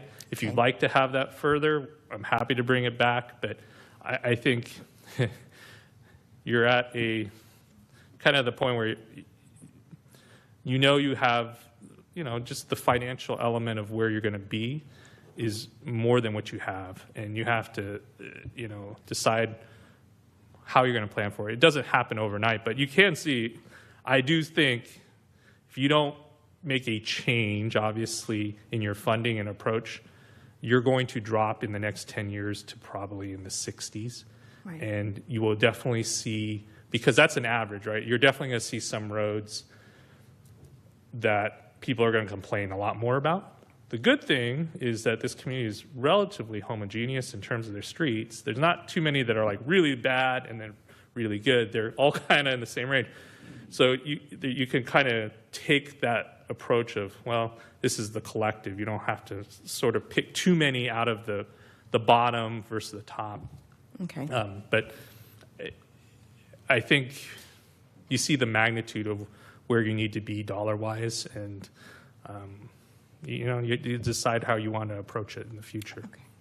And then just going to that next topic, the 2026, and I know at a recent meeting we talked about Mount Air Parkway, and while that $50,000 grant may be helpful, it's still a $200,000 project. And those ratings on Mount Air Parkway are like 76 and 84. Well, you just repaved it, right, last year. Right. So it's about as good as it can be for the type of fix you had.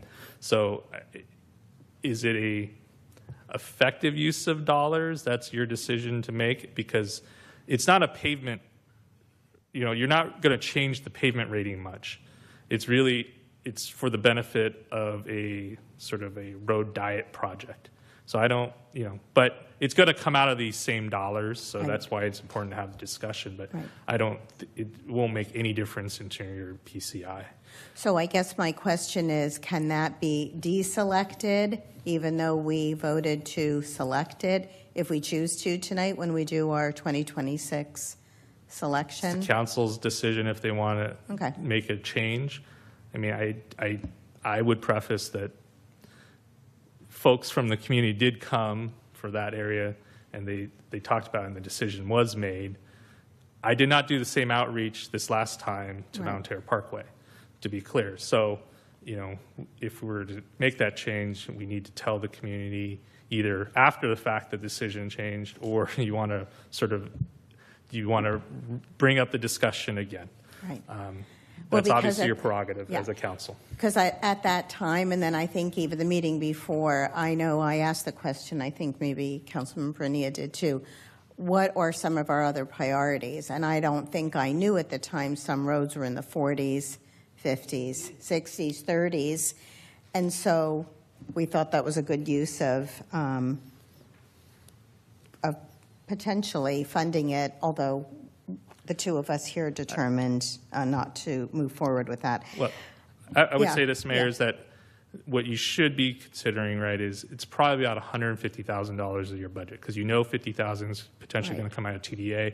And like I said, I think the adjusted cost for Mount Terre Parkway after you take the soft costs out is around 200,000. So what you're allocating dollar-wise toward of your $2 million budget is about $150,000. Correct. For scale. Correct, because we may get the $50,000 grant too. And that has to be offset this. specific for Mount Terre Parkway, so Okay. to be clear.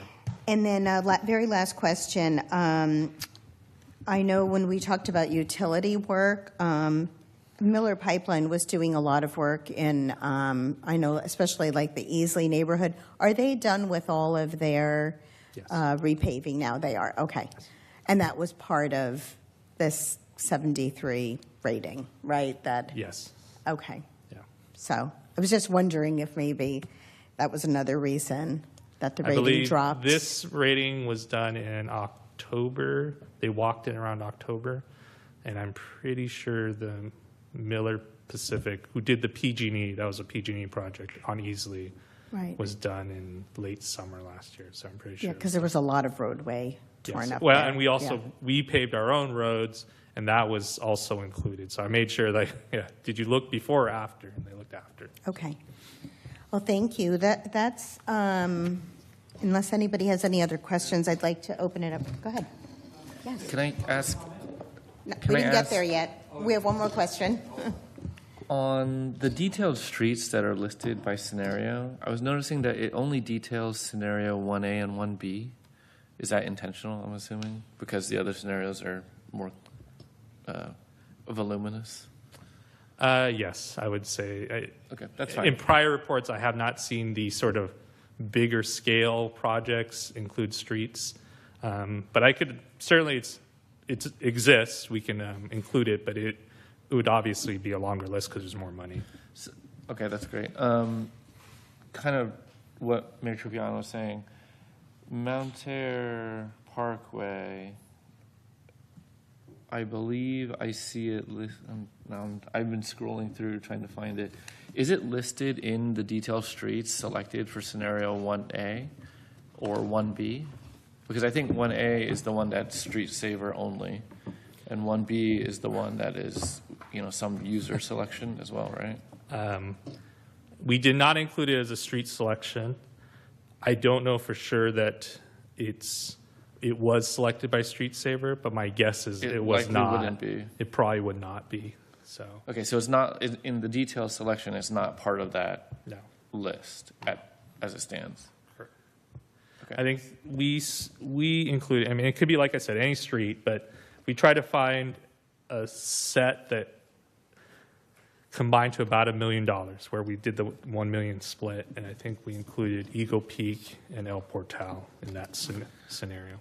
And given the cost implications of grouping areas that are geographically close, what's the level of flexibility to mix and match if we say like scenario 1B, but trade line 43 with some other one, something like that? Is that something that's easy to determine, or do you have to go back and do the analysis to kind of fit it in the $1 million or $2 million bucket?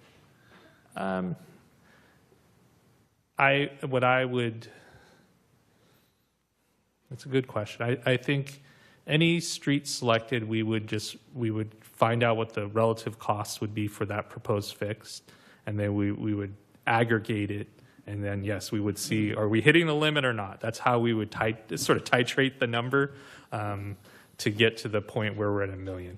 Now, we don't have to be at $1 million exactly either, right? So, I think there's a little bit of give or take. If we're at 1.1 million,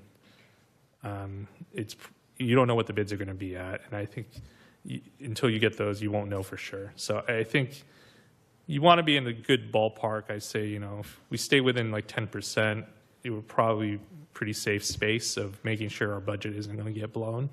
But even if it ends up being too high, then you could, at the time of awarding the project, you can decide to pull a particular street off. Or you can decide, well, I'm going to move a little money forward to get this thing done. Right? There's still options. So it doesn't have to be perfect. I think the main thing is making sure what's our target, so that we're set on that. And if you said, like, hey, can we focus on a neighborhood? You know, I know other communities, they'll rotate, like by council member districts sometimes, right? So everyone gets a project within 5 years or something like that. I've seen communities do that. There's all different ways that it can be done.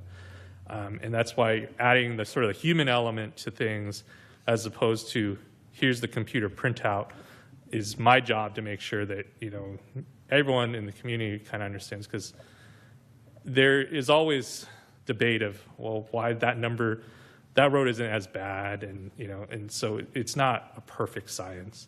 I think you take it as a resource, and then you make your best decisions going forward. Okay, last question. So scenario 2, this indicates 2.6 million per year. So that is the annual basis, right? Because Yes. right now we're at 1 million per year, and so we're saying we're 2 every 2 years, right? So that's, I just wanted to clarify. So this indicates 2.6 per year, and so the delta is 1.6 million per year shortfall to just maintain at 73. Is that what scenario 2 is indicating? So scenario 2, I would even say it's a little bit more backwards. What the scenario is based off, how do I stay at 73? And they give you a dollar amount, which is 13 million in the 5 years, and then they divide that by 5 years, and that's 2.6. So it's not quite 2.6 each year. It's 2.6 average. Average, yes. Sure. Okay. But in order to stay at 73, then I think the takeaway is if you spend 13 million the next 5 years on your payment system, in roughly accordance with what Street Saver is telling you, because that's how the numbers are run, you'll stay at 73. That's what this is telling you. Okay, thank you. If there are no other questions, now I'll open it up for public comment, and I have one speaker card. Mr. Killeran, you'll have 3 minutes. Thank you, Council. First of all, I want to thank the city staff, our assistant city manager, and also our city engineer for the excellent work in leading this new assessment. This is a significant difference between what was produced today versus in 2022, which was, to me, a very poor report. One of the things in the report in 2022, there was no sensitivity analysis, there was no optimization, and there was a complete lack of transparency on the cost for doing different types of street work. So one of the things that it showed in that report, which was ridiculously wrong, I think it showed it was $3 million in deferred maintenance. But in today's report, it shows that it's $16 million. So I think that's really a telling sign that our former city staff didn't really lead that effort correctly or didn't put enough work into it. So I would hope whoever we have 2 years down the road, this is the golden report that we need to use going forward. Even so we may have a different consultant, we need to stick to those standards there. So again, thanks to everyone from the city on that. Going from $3 million to $16 million, that's a substantial increase, and this is getting into our government deferred, or let me say unfunded liabilities, with pension costs and street maintenance being the next big one right out there. Talking to many people from different cities and also the county governments, this is not unusual, what we're experiencing here. Everybody's having things. I think, Richard, you said that too, but bringing this down to it is basically that $16 million represents, we have 4,000 homes, that represents about $4,000 per residential parcel. So I think one of the things I can share with you is our street, which is not as bad as other streets, but we're declining big time. We went from a 78 in the prior report to 64, and we are probably heading towards 50 talking to concrete asphalt contractors. It's just what Larry was saying. When a street goes bad, it goes bad fast, and that's exactly where I saw up in the upper neighborhoods in Oakhurst. They had little lines, now they have cracks. And in our middle of the street, it's literally gravel coming out of the street. So again, everything Larry said is exactly what's in the report. If you deal with it soon, you get better. Last thing, you have to ask the city, are we going to be Oakland or San Leandro, where there's potholes everywhere? There is no magic funds, talking to all these folks. The best we can do is apply fast and get that interest on the money. We do need to make sure we manage the contractors to perform. That's been something that's been lacking in the past. So Larry's job is very important. You need to get in after those streets are put in and make sure they're put in right. Last thing, lawsuits, they're out there. Don't think about that. There's not going to be a turn where these kids on these electric bikes hit one of those bad streets, boom, you got a lawsuit. The other last thing, inflation at 3.5% seems to be very optimistic. Everybody I talk to, it's going to be above 3.5%. So it's worse than it is. Thanks. Thank you, Mr. Kelleran. Is there anybody else who'd like to speak on this topic? If not, I will close public comment and bring it back to the council. So, Larry, you need 2026 street selection from us this evening. That would be great. And did you say there were two things you needed? Was it the street selection and? The first was the report. I think you guys are pretty Okay, well aware yeah. of what the report is. The report was terrific. Yeah. I would say this to the council. If there is some general direction you'd like me to come back with, that's sort of appropriate too. I think what you may want to decide tonight, which will help quite a bit, is how much you want to select the streets yourselves, because that will make a huge difference in what sort of gets spit out from the street saver. If, you know, we just ran the scenario of sort of 50-50, but by all means, council could decide to pick all 2 million. I mean, I don't think it'll make a huge difference in your PCI, honestly, because the scale is relatively small. By you picking certain streets over other streets, yeah, it might be a little more effective over here. And so we're probably talking on a network size, you know, maybe one PCI point, right? But if it is important that the PCI number be maximized, then I encourage you to follow Street Saver more, because that's the program that's spitting out the numbers. So they're telling you which ones will help make the number highest. But that, I don't think, is necessarily the goal, and that's why I wanted to be clear. If we followed the thing, El Portal would essentially never get done. Yes, that I would say it's Because the it will least never- cost effective, right? Yeah. You're spending too many resources to not move the needle enough, and it'll Correct. essentially go down to what, gravel or something. Yes, and it doesn't, that one particular street isn't going to drag everything down, but it will cost you probably 10 streets compared, relatively speaking. So that's the scenario you run into. I do think, just to caution the other way, is you spend so much on the worst roads, you might only be fixing 1 or 2 roads, and you're letting streets that are pretty good, that are about to fall off, go away. So that's why it is a balanced approach. I mean, this is the part that I think is counterintuitive for most of the public, in that, I mean, it clarifies it in the staff report, but it essentially says you tend to spend more money on higher rated roads because then it prevents them from going worse, Yes. and you avoid spending a lot of money on the worst roads because it's not an effective use of funds. Yes. I mean, simplifying. When you have things. limited budget, that's always going to be the case. So you'll do a lot of work on the road that looks pretty good. Because it's cheaper. Because it's cheaper. And it's more cost effective to do that. Right? Because you can do 10 roads of, say, surface treatment, right, compared to even an overlay. It emphasizes the value of regular maintenance. It does, but I also caution that you can't keep doing that forever, because surface treating, generally speaking, doing it 3 times, beyond 3 times, which is probably like 15 years, you're hitting the life cycle. And that's included in in the street saver, so it's not oblivious to that fact.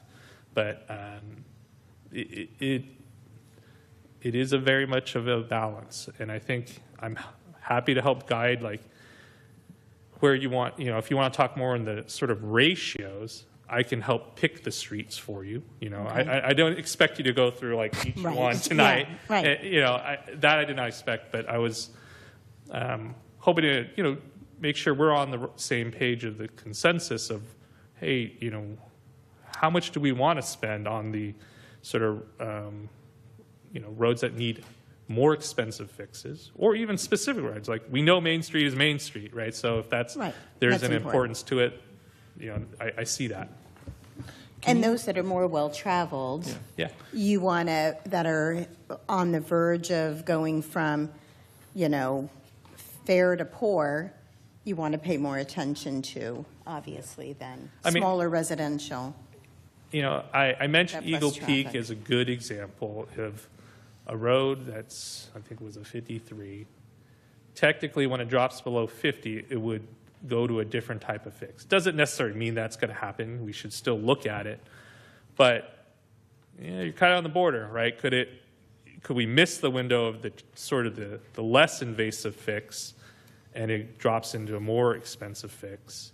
But it is, even at today's dollars, I think it's like $700,000 level. So we're talking about like a third to almost a half of sort of your budget. And I get a lot of that's because it's wide too, so that's another factor that it takes into consideration. Obviously, is the amount of square footage, and even though it's really essentially one lane in each direction, I know it merges and so forth, but it has so much pavement there. You do have to, and I wouldn't recommend just fixing like a throat of it. I don't. So I think if you're going to go in, you should do it all. Can you just clarify? So, like, you talked about the methodology difference between 1A, scenario 1A and 1B. Mm-hmm. So the street-by-street variance between the two, is it are those the items that are listed towards the bottom of the street selection? So, El Portal, right? That's the obvious one. That is included in scenario 1B, but it is not included in scenario 1A. And then Eagle Peak is also there. So I imagine those are probably the two that were manually selected. Correct. I requested were those the those only two? Is there some indication on the document? Oh wait, it's this asterisk. Okay, sorry. Is it the double asterisks at the Yes. bottom that indicates Correct. which ones were Treatment for manually project selection, yes. Okay, so then that's in 2026. Those two, 2028, it's Main Street, and nothing in 2029. So I guess I'm trying to see what fell off then from scenario 1A. That one's a little bit harder to find because you'd have to do the other compare. That's a good question. So looking at 1A, you have like North El Camino, and then... Because what are we giving up, right? If we do El Portal and the others, which streets are we saying no to, essentially?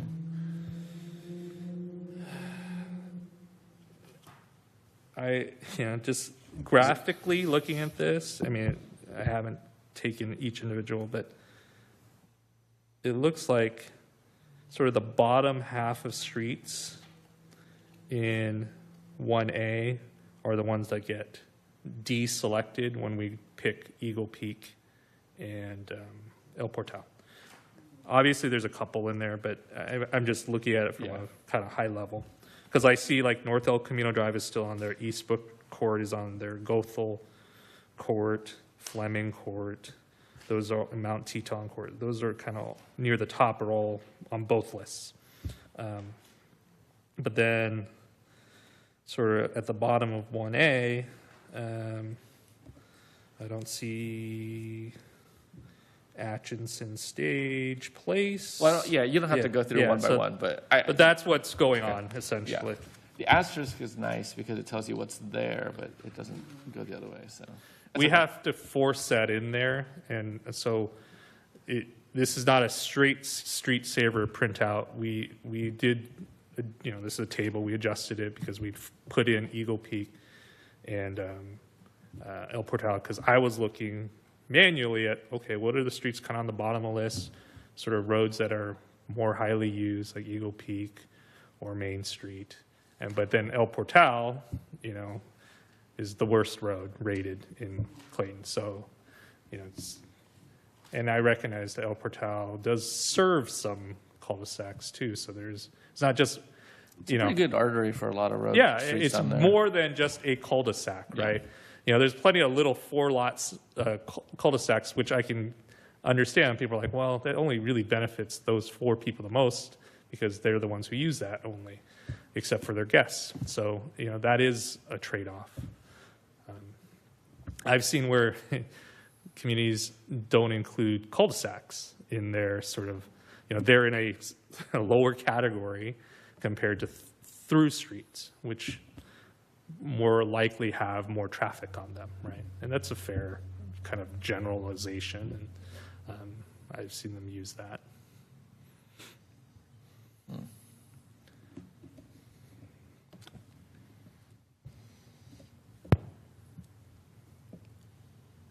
Well, and I guess this evening, too, we're just selecting something that's within our $2 million budget, no discussion about using reserves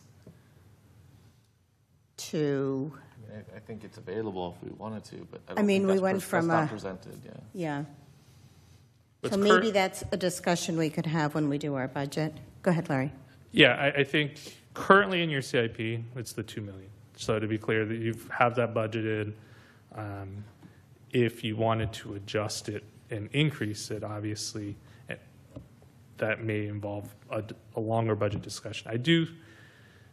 There is a little bit of time, but like anything, if we're able to start designing earlier, that gives us an opportunity to bid out the project earlier. So, for example, if we're able to bid this out, so even late this year, or at the very beginning of the year, where a contractor has like potentially 6 months before they have to show up and do the work, they can better plan their jobs, right? And they can also know, oh, I can start this one further out, and you might get a better price.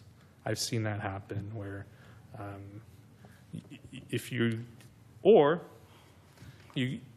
what you do is give them the option. You give them a wide window. And maybe they were like, oh, we want to start early because we need a job to work on to get going. And they'll start in March, right, or something, unless we put some kind of restriction on it, Okay. maybe because of school or something. But if we give them this long runway of when they can put their project in, then that gives them a bit or more flexibility, so then they might be able to get a better price. Going back to kind of the longer we delay in actually selecting the streets, I can't start the design. And so it doesn't have to be today, it doesn't have to be even a month from now, but I do think waiting 3 months starts to have impacts because now we don't have as much time on the design end. Okay. Well, I was just thinking the 2 million versus, I think one of the scenarios was 2.6. That would be maybe a discussion we can have in May if we want to add to. Right now, it's really 1A, 1B, 2, 3. Scenario 2 is the 2.6. Yeah. Well, that's the 2.6. Yeah, and I wouldn't go to that. That's Right. a number to tell you to stay at 73, but you have to do that 5 straight years. Yeah. 5 straight years. So Right. I don't know if that's going to, that number It's a doesn't achieve the commitment. result that you're probably going to get anyways. Right. So I think if you want to increase your budget, and for say 26, I don't want to talk about 28 before we've done 26, but we could look at in the CIP of like, well, how much more available money is there that's available by summer of 26, right? When we spend most of this money is when we're paying the contractor. Okay. If that's the scenario that the council wants to do is try to add more money, but it will still need some direction as to, well, say it's $3 million. How do you want to spend the $3 million? do you still want to 50-50 it? Do you want to Right. pick more roads and go with 1 million? That's, I think, the discussion, having that balance of the value of the PCI number being high and just sort of getting the most cost-effective versus what you want to select. Okay. And what criteria you would select, right? I gave what I typically think probably resonates the best with most communities as well. These streets have a little bit higher use. I've heard feedback on a few of these streets, and they're worthy of consideration. But you could say, well, we could repave Clayton Road because that's by far the most used, with a really sort of cheaper treatment because it's not that bad like we talked about.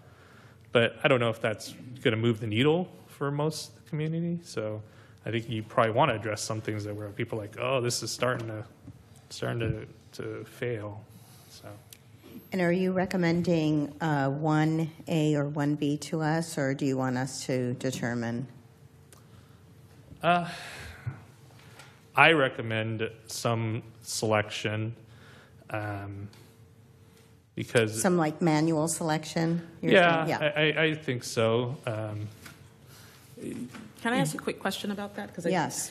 So is there a scenario anywhere that was run by the consultant that shows what the PCI would be if we did some of the worst streets? And I'm just going to throw out a number. From 55 and below. One, No, how much would that cost? That was not a scenario Okay. that was run. We could. I'm just wondering. get one. I'm just wondering if I'm wondering what the cost of that would be and what the new PCI is once those are fixed and the lower ones drop off. And I get that the goal is to try to get the other streets not to deteriorate, but So if you give me the criteria which you want to run, I could definitely have it run. I think so. What I heard was like if all roads below a certain PCI number, I don't know, but and then if we fixed all those, what would that cost be, and what would the PCI look like? I will only guess. The number will be high. of course. The PCI marginal would be my Move guess. the needle. Okay. The good thing is like there's depending on where you set the number, right? Like there's not a lot of roads in Clayton that are like 50 and below. There's definitely some, but there's none below 25. Which I've seen a lot of in other communities. So I would recommend This is all bad choices. a 1B scenario. I don't necessarily think it has to be 1 million, but if I were to start to help kind of focus the conversation, does Eagle Peak resonate like for the community? It's a very big number, right? And If you give up Eagle Peak, you get a lot of other stuff, basically. well, I would view it as, okay, if you think Eagle Peak's important and we want to focus on that, that's probably $700,000, right? So then you have 1.3 left. You can either do more selection, or you can let Street Saver do all this scenario with the remaining amount. I think El Portal and Eagle Peak are probably the two that I would say, if we're picking specific streets, which ones decide on, do you want to move on it now or not? You can, obviously it can be done in the next plan project too, but that's what I would start with. I think Main Street, everyone probably sees it as a fair amount. I would probably put Eagle Peak and El Portal ahead of Main Street in sort of my scenario. Well, 1B contemplates El Portal and Eagle Peak in 2026 and Main Street in 2028. Correct. So that's what's currently Well, there. I forced it that way, so obviously it matches what clearly, you're recommending. that's how I viewed it. But you guys make the decisions. I'm just letting you know. Because I think you said there was a 50-50 split, right? 1 million Street Saver, 1 million manual. That's how I forced the 1B scenarios. I looked at El Portal and Eagle Peak. I'm like, it's probably about $1 million together. It's probably a little over $1 million. And then you let the rest of the Street Saver be selected. And if we had that direction, I would look at the street saver selection and see, well, where does this graphically line up? And then maybe I would tweak it a little bit, say, well, this other street that's right in the same neighborhood was probably the next one off this list. Maybe we should, that I can do. That's the kind of little tweaking. But understanding like how much you want to pick versus not pick is probably the council decision that would be good for tonight. I mean, if we don't allot at least 700,000 for manual selection, then again, Eagle Peak would not get selected like almost ever. And I mean, at this stage, right? So if you're not going to allocate at least 700 manual, it'll just continue to drop. Yes, that's the likely scenario. Right. And then it gets more based on the expensive. current funding you're at, unless something changed your funding wise, yes. Yeah, and like things like El Portal would never get selected, essentially. So unless we do manual. Yes, And El that's Portal. Yes, El Portal would likely never be at the top of the list if you just go by street saver. which all of these sound like bad choices. So thank you for that. I'd like to make a motion. Go ahead. Go ahead. I'd like to move that we spend on 2 streets so far, Eagle Peak Avenue and El Portal Drive, which is going to be about $1 million, and that Larry can come back and give us his choices for the remaining streets. Keep in mind, some of these are micro surfacing, which don't cost a lot of money. We could pick a lot of streets for the other $1 million. But I would defer to you for the 2 weeks to come up with some.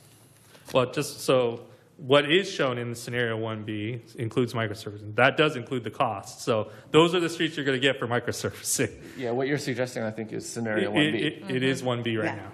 Because Larry, I don't think Larry would ever choose something outside of Street Saver. He's basically going to use Street Saver other than those minor tweaks based on geography. I think it's most prudent for me, representing the city, that you still be cost effective, right? That this is telling me, and that's what this program is really meant to be a tool, is like, they know, like, hey, this street, you could probably wait a little longer because it could go a little bit worse, but the cost to fix it won't change, other than the inflation cost, right? The type of fix won't change. So let this one go versus this one's right on the edge. If we don't do it now, it's going to be a more expensive fix. Right. So I would, of the roads that Street Saver select, I would look at it just from a geographic region. Like if one's like an outlier that's completely in a neighborhood that we're not even close by, maybe like, oh, okay, maybe we switch that out. But I probably would not tweak it too much because the benefit is to pick the street that, gets you the most benefit for the PCI. That's why I didn't say number 1B, because all the rest of them are in the 80s and high 70s. So that's why I thought we could have another choice on the ones that are rated lower. We could. I mean, it would be a project selection. It wouldn't be Street Saver. The Street Saver is telling you this is the one. Yeah. Now, some that are lower, we have to see if they still qualify for a microsurface. Right. That's really the key. So you could give me direction. I really tried to, help narrow it. But like Eagle Peak is beyond microsurface. We know that. That's a fix. So is El Portal. Yeah, both. If you would like, we could say, well, the rest of the streets we want just microsurface because it's one type of work, right? That's another benefit. Like if I give half of it to be microsurface, half to be an overlay, then it's like I'm splitting it even more and it becomes a little more cumbersome. That's another element I would tweak a little bit along with geographically, it's the type of work. But for the most part, it is going to be microsurfacing because that's the most cost-effective thing for your dollars that you have limited. That's what Street Saver is going to keep pumping out because they're going to try to cover more roads because that has probably a better impact to your PCI than fixing one road all the way back to brand new. Right. I would actually like to see El Portal and then as a manual selection and then the remainder by Street Saver and to see what that comes back with. Because it seems like a heavy investment. It feels really bad to say, but it seems like a heavy investment for one street when you're essentially foregoing work on many, many other streets. Right. And I don't know what the results will be, but the software It'll probably look a lot like 1A. It'll look like 1A, a little but bit off, a little bit less. Because I just did a compare between the two, and there's quite a few that drop off, and the ones that drop off are in the 60s or low. You know, they're on the lower end, and so I'd like to see what that looks like. I don't know. That would be how I would. Is that a motion? I mean, it's. I still have my motion on the floor, and I understand about a few streets might take most of the money, but you know what? We owe it to the people that live in this town. They live on certain streets, and it's really not fair to go the other way. Well, let's see how many streets we can do when these two really need it. They're low, 35 and 52. That's really low. So that's my motion, to do those two streets, El Portel and Eagle Peak Avenue, and for Larry to come back and give us a tentative list geographically is one way to save money with the microsurfacing, and we'll take it from there. In the meantime, we have 2 weeks to do our own, to pick our own stuff. That's my motion. So it's going with 1B. No, it's going with El Portel and Eagle Peak. And Eagle Peak. Manual picks. Sounds like he wants to do Yeah. 100% manual pick. You want to pick these two first, pick and you're those two. saying you want to pick I'm 100% saying you want Larry, i.e. give us us, some more choices. to pick all of them and not Street Saver to pick them for us. I would rather have a human do it. Okay. I would rather have the machine do it. The machines are smart. Yes. So And that's Street I Saver. will allow time for your motion to sit for a second before I offer another motion. Go ahead. Could offer another one. I just want to make sure. Do I have a second on the first motion? Okay, so I'm going to offer An alternative. an alternative motion that we Okay. could talk about if you'd like. That you come back with El Portal, because that's the 36, and then have Street Saver maximize with the rest of the available dollars. Understood. If I understand, it's not quite decided yet, but I understand your motion. Yes. Okay. Oh. And then we could evaluate what it looks like. Do I have a second on that motion? Now you Yeah. have a second on Councilmember Ania's. I And here's asked- why. Oh, you are? Okay. Here's why. Because That kind of ship sailed, but we'll go back to that. Okay. well, the reason why is because I don't agree that I want a human to have to pick them, though. So if that's what your motion is, then I'm going to make a third one. I'll amend my motion to do El Portel and Eagle Peak. And let Street Saver pick the rest? I'll go with that. Then I'll second that. That's option 1B. Correct. Okay. I mean, he got there. I was already there, but I wanted to make sure that and here's why. Because I'm having a hard time seeing that these streets are very highly rated. Yeah, that's why I didn't do that. It's hard to trust the machine. Yeah. No, I don't. I believe the machine that the PCI is correct. The software. Or I guess maybe the Yes. goal is different then. Because the goal of the software is maximizing PCI. Yeah. And if that is not our goal, then the machine will not get to the result that you want. Yes, right? which is why I asked the original question that I asked earlier, which is what the numbers look like. I know it'll be higher, but how does it change the PCI? And it doesn't change it much. I'm just having a hard time. I don't want to use the word neglect. Deferring the maintenance on streets for some years. And then the other question I have is, I think you said that the life cycle of microsurfacing, or maybe there was some other treatment that was happening, is 15 years, I think you said? It's somewhere around there? To give context to it, typically microsurfacing you should do every 5 years, ideally. and then you do 3, maximum of 3. That's how you Okay. get to 15. Is it anywhere in here that says how many times these streets have been microsurfaced? If the maintenance record is up to date, which it's not quite, it would. But as we get better at this and have better records, it will trigger to say, look, you've done it 3 times already. You shouldn't do it again. And Street Saver knows that's like one of the settings. But, I would say, Councilmember Tillman, like, I get that the bottom roads feel like they're going to keep falling, but you're deferring something one way or the other, right? It's not, if you're going to take the ones at the bottom, you're now deferring the ones in the middle, right, that need it, and it could be a better PCI. Doesn't mean it's right or wrong. It's just what it is. I think I do caution if you pick too many of the... No, I'll stop you there. I don't want to pick all of them anymore. I was curious if you just knew that, and you answered the question saying that scenario was not run. Yeah. I'm agreeing that I think we should do Eagle Peak and El Portal because those are the 2 with the highest need, with El Portal being the lowest score. It's currently at 35, and then Eagle Peak is at 52. But Eagle Peak isn't the lowest either. No, it is. I said I had given a range of below 55. That was my first tier. So I think you're choosing this one because I think you said you had some inquiries about it. But I'm also thinking about, and I don't know that Street Saver is, how many residents are affected by traveling on these streets and the residential neighborhoods that are impacted. So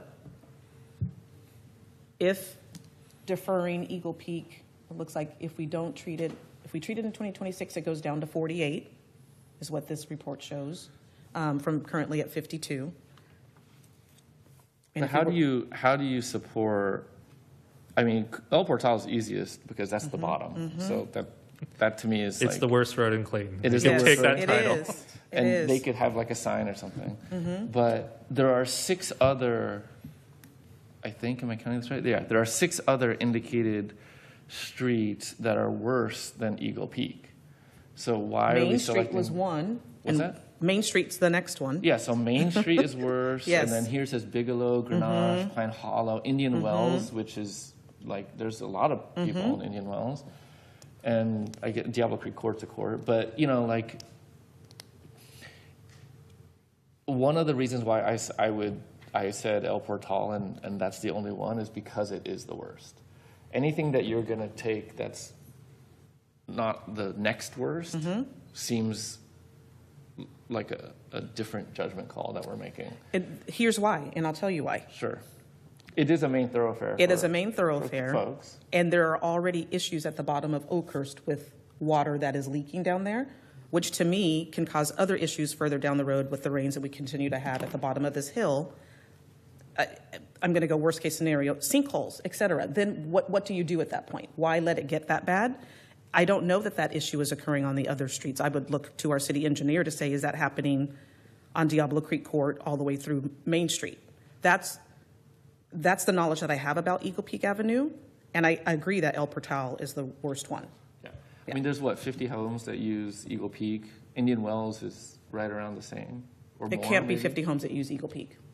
You think it's more or less? It's absolutely more. It's probably close to 1,000. It's like 1,400. Well, 1,400 total, place of Eagle Peak. It's Eagle Peak on the, I guess it'd be the east side of Sino's home. Yeah. Most It's of that side. Keller Ridge uses. Oh, sorry, I didn't. Are we talking about the one in Jocelyn View too? No. No, that's the other side. I think it's Jim Street. It is near Jim Street. But It's not near Jim Street. That's the other yeah, side. because It's South Oakhurst Drive and Keller Ridge. Yeah, so to be Yeah, clear, but it's it's the segment that doesn't have fronting homes on it. Current. It's the one next to Oakhurst Golf Course, correct? Yep. Oh, am I reading wrong? Because I was reading it as the It's the wide, north, the wide top strip. left semicircle. On the side where the Sino home driveway There's is. also The one where we have the 30 mile per hour speed limit sign going South up the hill. Yes, that's the segment. Just to be clear, it's from Keller Ridge going, I know, Clockwise? the eastern intersection on Oakhurst. Okay, so it's Keller, it's Eagle, it's going from clockwise versus counterclockwise on the circle. It could almost be 4 lanes. Okay, I was Does thinking that of it. I change was thought it was your- the other section. No. Does that change your? That segment 'Cause we is do have to generally, get they to they a have a no right motion. turn at the top. Yes. To try to restrict traffic going Okay, down. so that's why I thought it was, because I thought it was the No, other I would agree with section. you there if it was the other side, but it's not. Sorry, that Yeah, is so to it's clarify. all the homes on my walk and. Mewok, Keller Ridge, all the way up. That's like, I don't know, 1,400 homes. Yes. It's well over 1,000. Would that change your mind? I don't know, I'm thinking about it.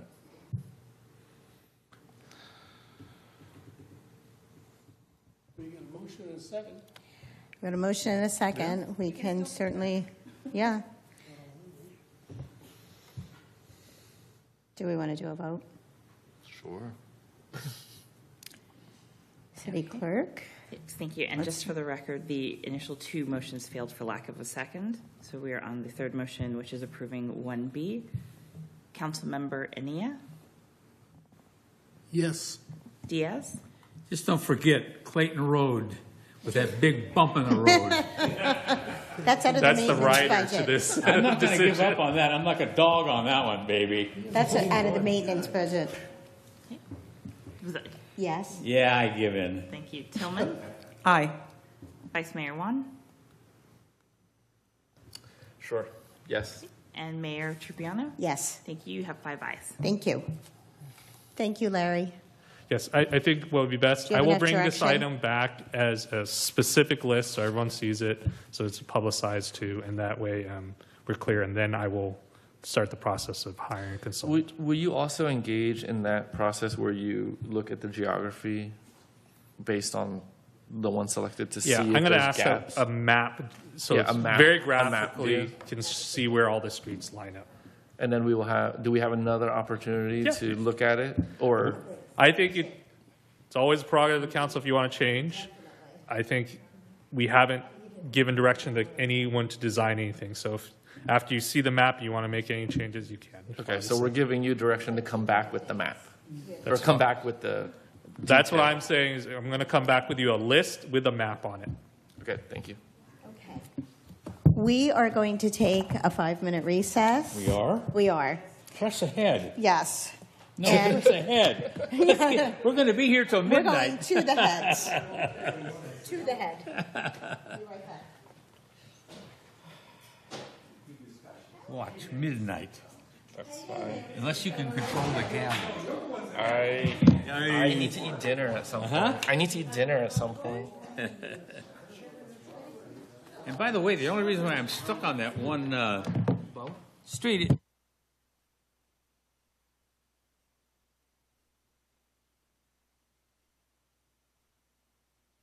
Recording stopped.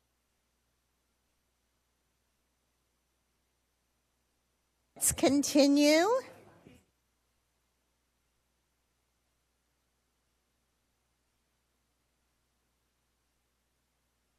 Recording in progress.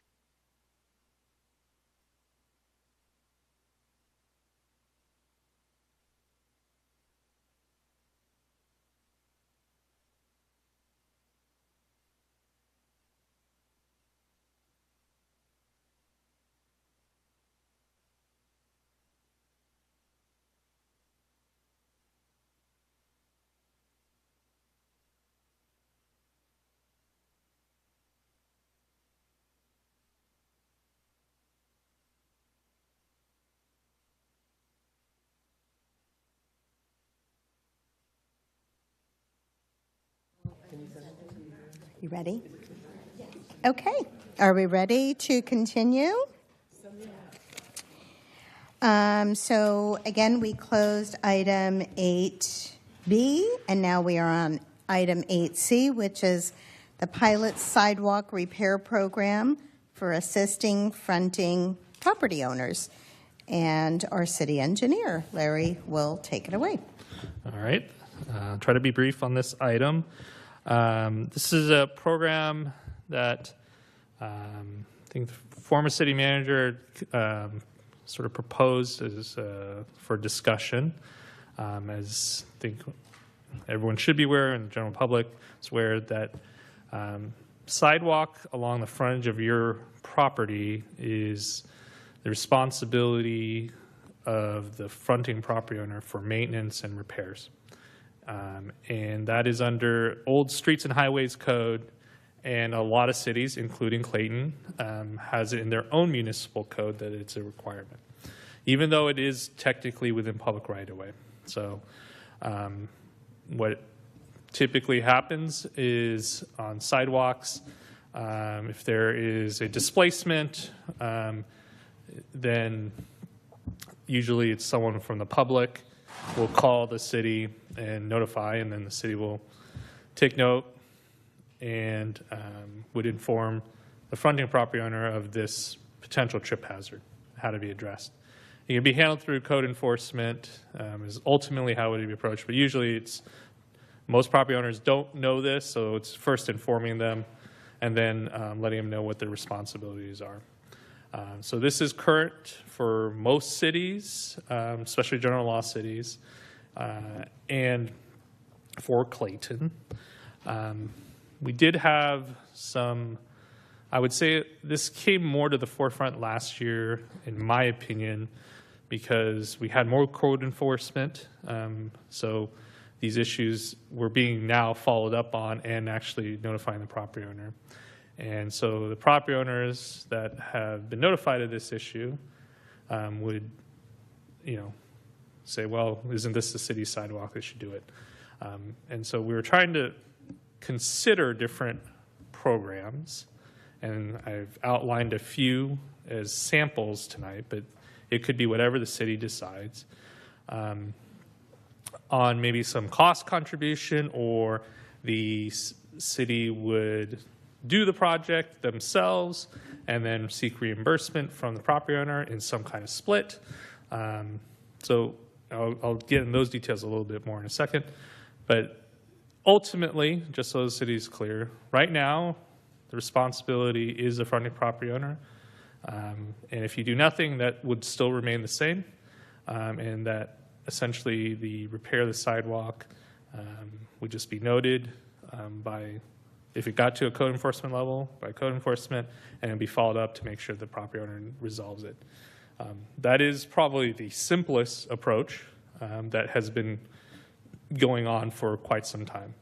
I will say that it's not always quite consistent, because when we do paving projects like we just talked about, sometimes we will repair sidewalks that's nearby. Curb ramps for sure, because that's an ADA standard. But even on our project last year, if it was in the general vicinity of a curb ramp, we would potentially take a few more flags of concrete. So I do want to be sort of fair and say it's not always quite consistent. I think the city can decide to be very consistent about it. Sometimes the sidewalk is not on doesn't have really a fronting property owner, even though there's usually a private property, but say it's not their front yard, so they're not likely to be used. But under the code, it's still their responsibility. We are working on, for example, sort of full disclosure, is that some sidewalk repairs that have come up that are along more busier corridors of the city where there's not really a traditional, say, fronting house. And so the city is planning on doing those projects, like some on Marsh Creek Road, a couple on Clayton Road. So I think the intention tonight is so you guys can discuss, figure out how you'd like to approach this going forward, because this will be, it's not every, it's not that often, but it does come up regularly. And so I think in the staff report, the options are essentially keep it how it is, do not implement a pilot program, and just go through the code enforcement process, notify property owners. If the city wants to decide to fix the sidewalk because of whatever reasons they decide to, because of vicinity or whatever, they could continue to do that. You potentially run into, well, why did that one get fixed versus mine? That's reasonable, and so that could come up. I recall probably when I first got here, there was a segment of Atchison Stage Road, which has side yards for a portion. There's a kind of a separated sidewalk, and we had an ADA ramp that we were fixing, but also the next flag was really distressed, so we took that out. So we used some judgment and decided, okay, we're going to proceed that way. All right, so the other option would be let the property owner hire the contractor, and the city approaches this just from a cost contribution standpoint. It could be a 50-50 split, it could be some other percentage, it could be a maximum amount. That's an approach that Martinez does. And there's a sample of theirs in the staff report. They do limit it to $500, and technically to $1,000 if you have a corner lot where it might be on one location on each side. But essentially it's $500. They don't say it on the website, but I'm pretty sure the reason they do that is to avoid a prevailing wage issue where any public project over $1,000 is subject to prevailing wage. So if they're saying their 50% toward a maximum of $1,000 is $500, then they're probably trying to avoid, a potential prevailing wage. Someone saying, well, the city spent money on this, but you've limited it to less than $1,000. Doesn't mean that property owner didn't spend $2,000 and all they got was $500. But that is one of the elements that you have to be very careful about considering in this approach, especially if the city takes on the program and the project's more likely not going to be over $1,000. We just got quotes for some sidewalk restoration for CCWD, who had to break it out for water laterals, and they're going to pay for it themselves because it's their work. But it was in the $2,600 for like one flag of concrete. Now, that's prevailing wage. You could definitely find contractors that don't pay prevailing wage for less. So to be clear, it is likely to be cheaper from a non-prevailing wage contractor that a property owner can hire on their own. But it just depends on the contractor, obviously. So the other option, and like I said, this isn't all of the options. These are the options I'm presenting to you, but if you'd like to consider something else that's understandable, is that the city takes more of the lead. With that approach, you're trying to get a benefit of scale, right? So that way you're providing a benefit to the property owner by hopefully you're doing 10 of these and that their individual one becomes cheaper because there's 9 other ones this contractor's got to do. That's the intent. You do have to pay prevailing wage in those scenarios, sir. And if the project's over $60,000, you need to bid it out. So the 60, yes, under the public contract code. So then you have to prepare at least some basic design plans to bid out the work. So that adds some cost, soft cost to the project. Another approach I've seen that other agencies have done is trying to get fixed prices in a bid scenario. So you ask a on-call concrete contractor to bid a price for per square foot. They don't know exactly where the location is, but they're just giving you a price that you can on-call under whatever parameters you want to set, and that it's competitively bid. So, maybe hopefully there's like 10 bidders, and they bid on a unit price that's not specific to a location, but they'll be the one we call, essentially, to do the work. That takes time and effort to do that. Larger agencies do it. I know when I worked for Contra Costa County, they do that very commonly for on-call work. And so once you've set it up, it's obviously easier every year. But you also have to have a fair amount of work that the contractor knows that they're going to potentially get to make it worth their time, right? There's no guarantee they're going to get any work. But if they become used to, Clayton does this every year or 2 years, then that's a benefit. The downside with that is that takes time, right? So that displacement in the sidewalk, for example, will likely sit there, I would say, a year before, if you have to bid out a project. If it's a smaller scale and we just go get quotes under the 60,000, it's faster. But if you're grouping them, you want to make sure you have enough to sort of get a better scale to it. So I don't have a specific recommendation on how the city wants to approach this. I would caution every dollar you spend here is likely gas tax money, because that's really the source that you would use that's available, unless you're going to use general fund money or something like that. So every dollar spent here affects the payment sort of project, so it's the same pot of money.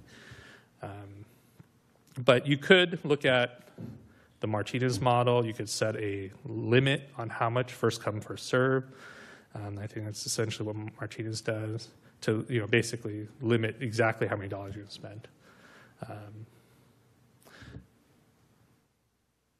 I think for the most part, the property owner taking the lead on the work probably is the cheapest price they're going to get. But it doesn't necessarily mean it's the best deal for them if the city is going to contribute. So what I've seen with bids that have come in, I would generally say like prevailing wage is higher. Most and there's some contractors that won't pay prevailing wage, so you've probably limited your sort of pool that are willing to do the work, just to be clear. So happy to take any questions. Thank you, Larry. Who's got some questions? I know I do, but who wants to go? No questions? It was a good report. I have one. Okay, go ahead. I don't want to spend gas tax money. I don't want to spend city funds. In Crescent City, the city fronted the money, put a lien on the people's property, and they had 5 years to pay it back. Now, they did use city money, but they had a lien on the property. But I don't even think that would be good here. I just think we have code enforcement, and that's their job. They find a code violation, and they write it. And that's my feelings anyway on the sidewalk program. And kind of on top of that, I guess it was one of my questions, is how prevalent is this? I mean, I know we have code enforcement. Is this and do we know about all the sidewalks that have to be fixed unless someone in code enforcement, I mean, I know they're not driving around looking for this, right? It would be self-reported or neighbors reporting it, or is it prevalent? I think in the community, the report right now, my guess is there's like 3, maybe 4 locations where they've documented a need for sidewalk repair. I would say, obviously they can build up, obviously, if it's not done. But I know there's one that we issued a no-fee permit to help them, so we didn't charge them for the permit. Their contractor they're going to do the work. The property owner is taking the lead. The city's not contributing anything. The only thing the city did was issue a no-fee permit. That was probably about 3 weeks ago. So of the maybe 3 or 4, one I know is actively being addressed. I do know that there's been others where property owners has addressed it, on their own and have done the works. I would say in a city this size, but Clayton does have sidewalk. It's a community that has quite a bit of sidewalk. It's I guess it's half a dozen or less most of the time. But you're right. I don't believe code enforcement officers going out specifically walking every sidewalk. So it's on a complaint basis, and it's usually probably the general public who's walking through that makes that complaint. Okay. And then just my follow-up question, then I'm sorry, Councilmember Tillman, I'll let you jump in. We did reimburse someone in the community for sidewalk repair last year. Can you describe, because we hadn't approved this program yet, how that reimbursement came about? Yeah, because this program wasn't finalized, I think we did this on a one-time basis for that particular property owner. At a general fund? I don't know exactly which fund it was deducted from, but I believe it was a 50-50 split. General fund. I believe it was the general fund, Madam Mayor. Okay. Go ahead, Councilmember Tillman, then I've got another question after that. Thank you, Mayor. I was trying to find in my notes what the previous interim city manager had recommended last summer before he left. I know that when one of his last meetings, he said he wanted us to consider this pilot program going forward. So thank you for bringing this back. But I couldn't find in my notes exactly. No, that's not what I'm looking for. I'm trying to remember why or recall why the interim city manager wanted us to consider doing this. And is it because we had the one-off that we paid for and he was thinking that it might be something that we should consider? And the reason why I'm asking this, I'm curious, besides people complaining or code enforcement, I just heard the number 4 mentioned, but how many of them do we have in a 2-year period, if you had to guess? How many complaints or sidewalks need to be repaired that people call thinking that we're responsible for, and it actually ends up being the residents because it's in the front of their property? I would say it's probably half a dozen, somewhere in that range. Okay. Go ahead. And then I think you also mentioned that the issue with that is that then you have residents who have to wait to get their sidewalk repaired. Thus, the hazard still exists until all of these are grouped together and can be resolved. Yeah, I think I want to be clear. I don't think it's been consistent. And so that's why it is important to get direction, I think, from council. Now, the first part of your sort of question, Councilmember Timmerman, what I can recall from my conversations with the interim city manager was that because we were having some complaints about sidewalks needed to be repaired, more that the city should be doing it, then we're like notifying the property owners. In some cases, the person who was complaining was the fronting property owner, so we're telling them, oh, no, it's really your responsibility. Sure. So, so there were multiple ones last year, and when I had the discussions with interim city manager Politzer, that the discussion was like, well, we haven't been very consistent overall, with all these. So you can approach it however you want. Obviously, but one recommendation I have is that you don't change the municipal code. That whatever you decide that this be as a pilot program that you can always rescind or limit. I think it's a very valuable tool. Some people don't think it's fair. I get that. But I think to protect the city, I recommend that you leave the municipal code how it is. However you decide you want to approach, you do set precedent, right? Obviously, but I think you try to limit that by saying there's a pilot program, there's a limited dollar, whatever you decide, but don't touch the code. Okay, thank you. So can I just clarify a couple things?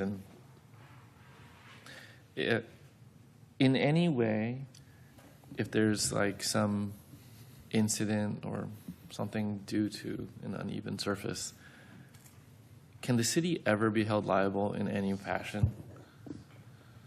Well, maybe yes. Can we kind of describe a general flavor of what that might look like? Sure. It would look like a lawsuit probably brought against the property owner, in this case the city, and the adjacent property owner being the resident, because they had a duty to fix the sidewalk. So it would likely be a lawsuit brought against both parties. So the municipal code, it says that it's the responsibility of the property owner, but the city could be, it's either the property owner or the city. It's not both, right? It could be. Well, no, I meant the responsibility in the code says it is the property owner. It doesn't have a shared responsibility. Correct. So in that case, it is the responsibility of the property owner, but the city could be named the city is still potentially liable because it is our property and our duty to get the work done, whether it be through code enforcement or doing the work ourselves, if the work is not getting Yeah, done. the sidewalk's generally still in public right away in most of these cases. So so I just want to get to the crux of like why you would do a pilot program is to encourage people to do it. And so we would take the position, we are trying to help you and help ourselves Correct. to limit liability. Correct. One thing. I just wanted to add, those are what, nuisance lawsuits that almost every city just pays. It doesn't go to court. Well, don't tell them that. It depends on the injury, to be honest. So even if we had a pilot program and we didn't catch it was that sidewalk that somebody fell and sued, we're going to be liable, even though we have a program, because we didn't catch that sidewalk needed to be fixed. Is that correct? There's lots of issues that go on with these, depending on whether we had notice as well that there was an issue with that sidewalk. Obviously, if we had noticed there was problems with that sidewalk, we would coordinate with the city engineer to make sure, if needed, that the work gets done sooner rather than later, even if the neighboring property owner is not getting it done.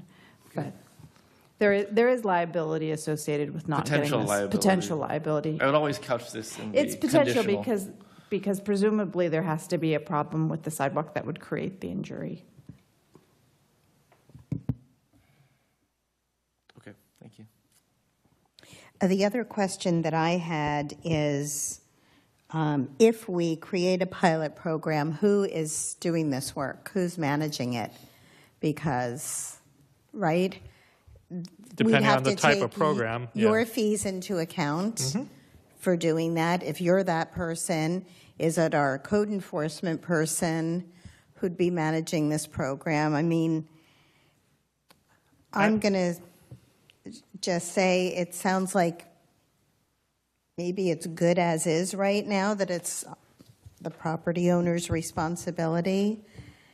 Because to launch a program sounds like a lot of work. We don't have a lot of staff. We have half a dozen cases in, 2 years? It just doesn't seem like a lot to me. But I think that is my last question. Anybody else have any other questions before I open it up to public comment? Okay. Can I Go ahead. This is maybe also for our city attorney. Is there a sense of the magnitude of successful litigation against municipalities for this type of occurrence? Meaning if we were sued due to an injury? Yeah, like both frequency and severity. Oh. It really depends. There are quite a bit of, I would say, slip and falls that Councilmember Ania mentioned that maybe do result in smaller payoffs. It may be a better question for our risk pooling authority, MPA, to answer. Actually, yes, that's my. Would MPA then, would our coverage or with MPA come into effect? It should, but I would defer. Yeah, Regina's nodding. That's typically yes. There may be some. Do we have some threshold payments? Yeah. There's a deductible. Do you recall off the top of your head what that is? If not, that's okay, but. I would prefer to get back to you, Councilmember Juan, if you don't mind. Okay, let's open it up for public comment. Mr. Kellerin, you will have 3 minutes. 3 minutes. The reason why we need a city sidewalk safety repair program is because of legal lawsuits. This is to protect the city. You need to be proactive. Okay, so the insurance may not pick it up. If your city is not proactive in enforcing annulment, it means you have to have an active program like City of Concord. Okay, so let me go back. I am the person that with city had with settlement. I was proactive. I self-reported. I'm not going to go into those details. Those are not relevant right now. So what I can say to you is this. You need a program, but not like the city of Martinez. And Mr. You're right. We shouldn't pay a cent. Bottom line is Just basically have a program. Go to City of Concord, either piggyback off their program. In essence, can we join your program? They have the best program. It's fully billed out to the citizens. They have a standing agreement with a prevailing wage contractor, and then they just basically they send it out every 6 months or once a year. They'll have the contractor go out and do the work. They do a sweep. Their economies of scales are there. Everybody's happy, and the rates are really good. So one thing that Larry didn't tell you, I went out to 12 contractors, and basically the prevailing wage contractor was lower than the non-prevailing wage contractors. Everything has changed in concrete cement business. They cannot, the non-prevailing wage contractors cannot compete with prevailing wage because they don't have the economies of scale. The insurance and labor costs are significant. The other part of it is this. When you're doing a big job as a concrete contractor, you want to have at least $3,000 worth of work because your two-person concrete crew needs to be charged out for $2,500 per day. That is the standard minimum. So bottom line is, if you just have a small little section of concrete, that person needs to get $3,000 for that job. So if you do, like the City of Concord, where you do a bunch of work, you can get a job done for $800 because you're combining with other jobs in the area. So that's really important there. You really should, the other part of what you could do with the City of Concord is, if you decide not to do what the Concord is, to join Concord, you can still live within that agreement, say to Concord, get your city attorney or your engineer, say, who are you using for your program? And basically piggyback off that contract and issue that same standing agreement with that contractor. So there's no enforcement. Larry's work is very minimal. Let's not overstate this, okay? The City of Concord doesn't do any work. They they screen their contractors, they submit the no-fee permit, it's gone. This should not take much work for this. So again, you're here to protect the citizens, their taxpayer. It doesn't have to cost the city anything. Just piggyback off the City of Concord. And I can tell you who the contractors off the meeting, and they're willing to do it for the city. So why do we want to wait? The city can partner and sign that agreement right now today. They're willing to do it, but you have to have a standing agreement with them. Thank you, Mr. Kelleran. Larry, I have a follow-up question to that.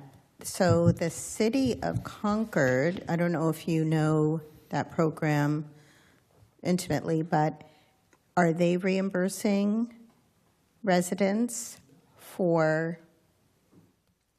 No. That's on their website. Oh, I thought this was Martinez. I'll look at Concord's. Oh, okay.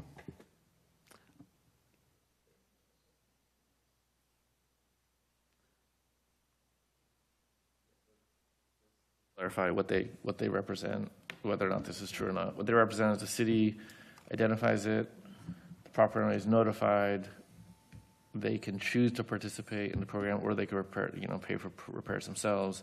If they want to choose, the city calculates the cost, the property owner pays the city, and then the city schedules the work through the agreement. That's how Concord's works.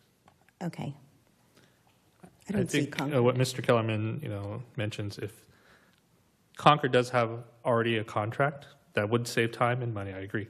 You could piggyback off, assuming they did their solicitation appropriately, which I would assume. Then you piggyback off that contract, and you can hopefully they'll honor that same price, for Clayton. That's an option. I think the approach is obviously the cost. Still, who's paying for the actual cost in the end, right? Like, this is going through the city, so the city is going to be prevailing wage, and they're paying the contractor, but then and it sounds like in what you read, Councilmember or Vice Mayor Juan, that they're collecting the money back from the property owner for that specific cost. My guess is there's probably some admin percentage, whatever. However they calculate it. Someone would need to organize that. I don't need to be that person. I'm not saying I should be that person. I think, but someone has to call the contractor out to come, assess the sites, the locations, and then administer the assuming it's less than, If it's already a piggyback contract, then it could probably be over 60,000 because you've done the solicitation and bidding process. Then you just pay the whatever price that was either agreed upon already, or maybe they have a contract where they give you a bid. I don't know. But I did not research Concord's that in depth, no. Okay. Do we have any other comments? Do I have a motion?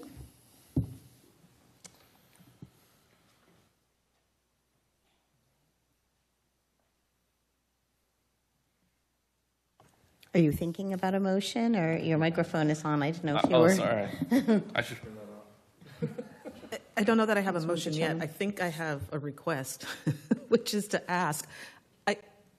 I'm not opposed to piggybacking off of Concord if that's doable, and the cost is de minimis, but I'm reluctant to say I want to do that if I don't know that answer.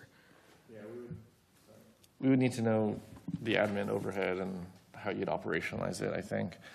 I would say I'm definitely, for me, not interested in paying from the city's funds for the repairs. So I don't know if we have consensus on that. I think you do. I agree. Yeah. Okay, Yeah. So I agree. That's one option on this. So this is going through the list. You know? Well, do we want Larry to reach out to the city of Concord to get more information and bring it back to us? I mean, I think or do this we is- want to just leave it as is? I think this could be something that it doesn't necessarily need to be Larry. I would defer to our city manager and have him direct traffic as he sees fit. I think one of the things to keep in mind, according to Concord's plan, they schedule the work and they inspect the work when it's complete. So there is time and there is an investment on our side towards those projects. Yeah, I don't really want to incur a lot of overhead. So, but I'm not sure we fully understand the contours of what that overhead is. So maybe it's more of an information gathering effort. Yeah, we can work on that and come back. But it doesn't need necessarily, you can choose who you want to do that. Okay. I think that sounds great. Okay. Do you have enough direction from us? We're going to have our city manager talk to the city of Concord, and we'll circle back. Okay. That is the end of our meeting, and before we adjourn, I know we're going to be going into the GAD meeting after this, but I just want to close tonight's meeting in honor of somebody who's very, very special to the city. I feel like we're doing this almost every meeting, but she is an amazing person. Sonia Wilkin passed away on February 23rd at, I want to say, the young age of 88. She was our Energizer bunny in the city. She was born in London. She grew up in Rio de Janeiro. She went to Cornell University. She lived in Tahoe and then the Bay Area. She spent a large portion of her career in escrow management, but she's really known to us. She's a mover and shaker. She started the Clayton Valley Village. She had learned about it from other villages, and back in 2017, she launched it. 2014, a group of like-minded Clayton residents got together and started working on the concept and had meetings, did community outreach. We know she's been here several times before the Clayton City Council.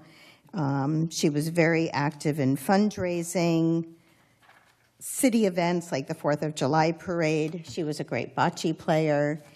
And you would never be diminished by her size because she was like TNT. She was small and mighty. And she will be missed. And I just want to say thank you, Sonia, for all you did for our city. And that's it. And we will adjourn at, I lost the time here. Do we have the 10:13? And we'll take a little break, and then we'll come back and do the GAD. 2 minutes.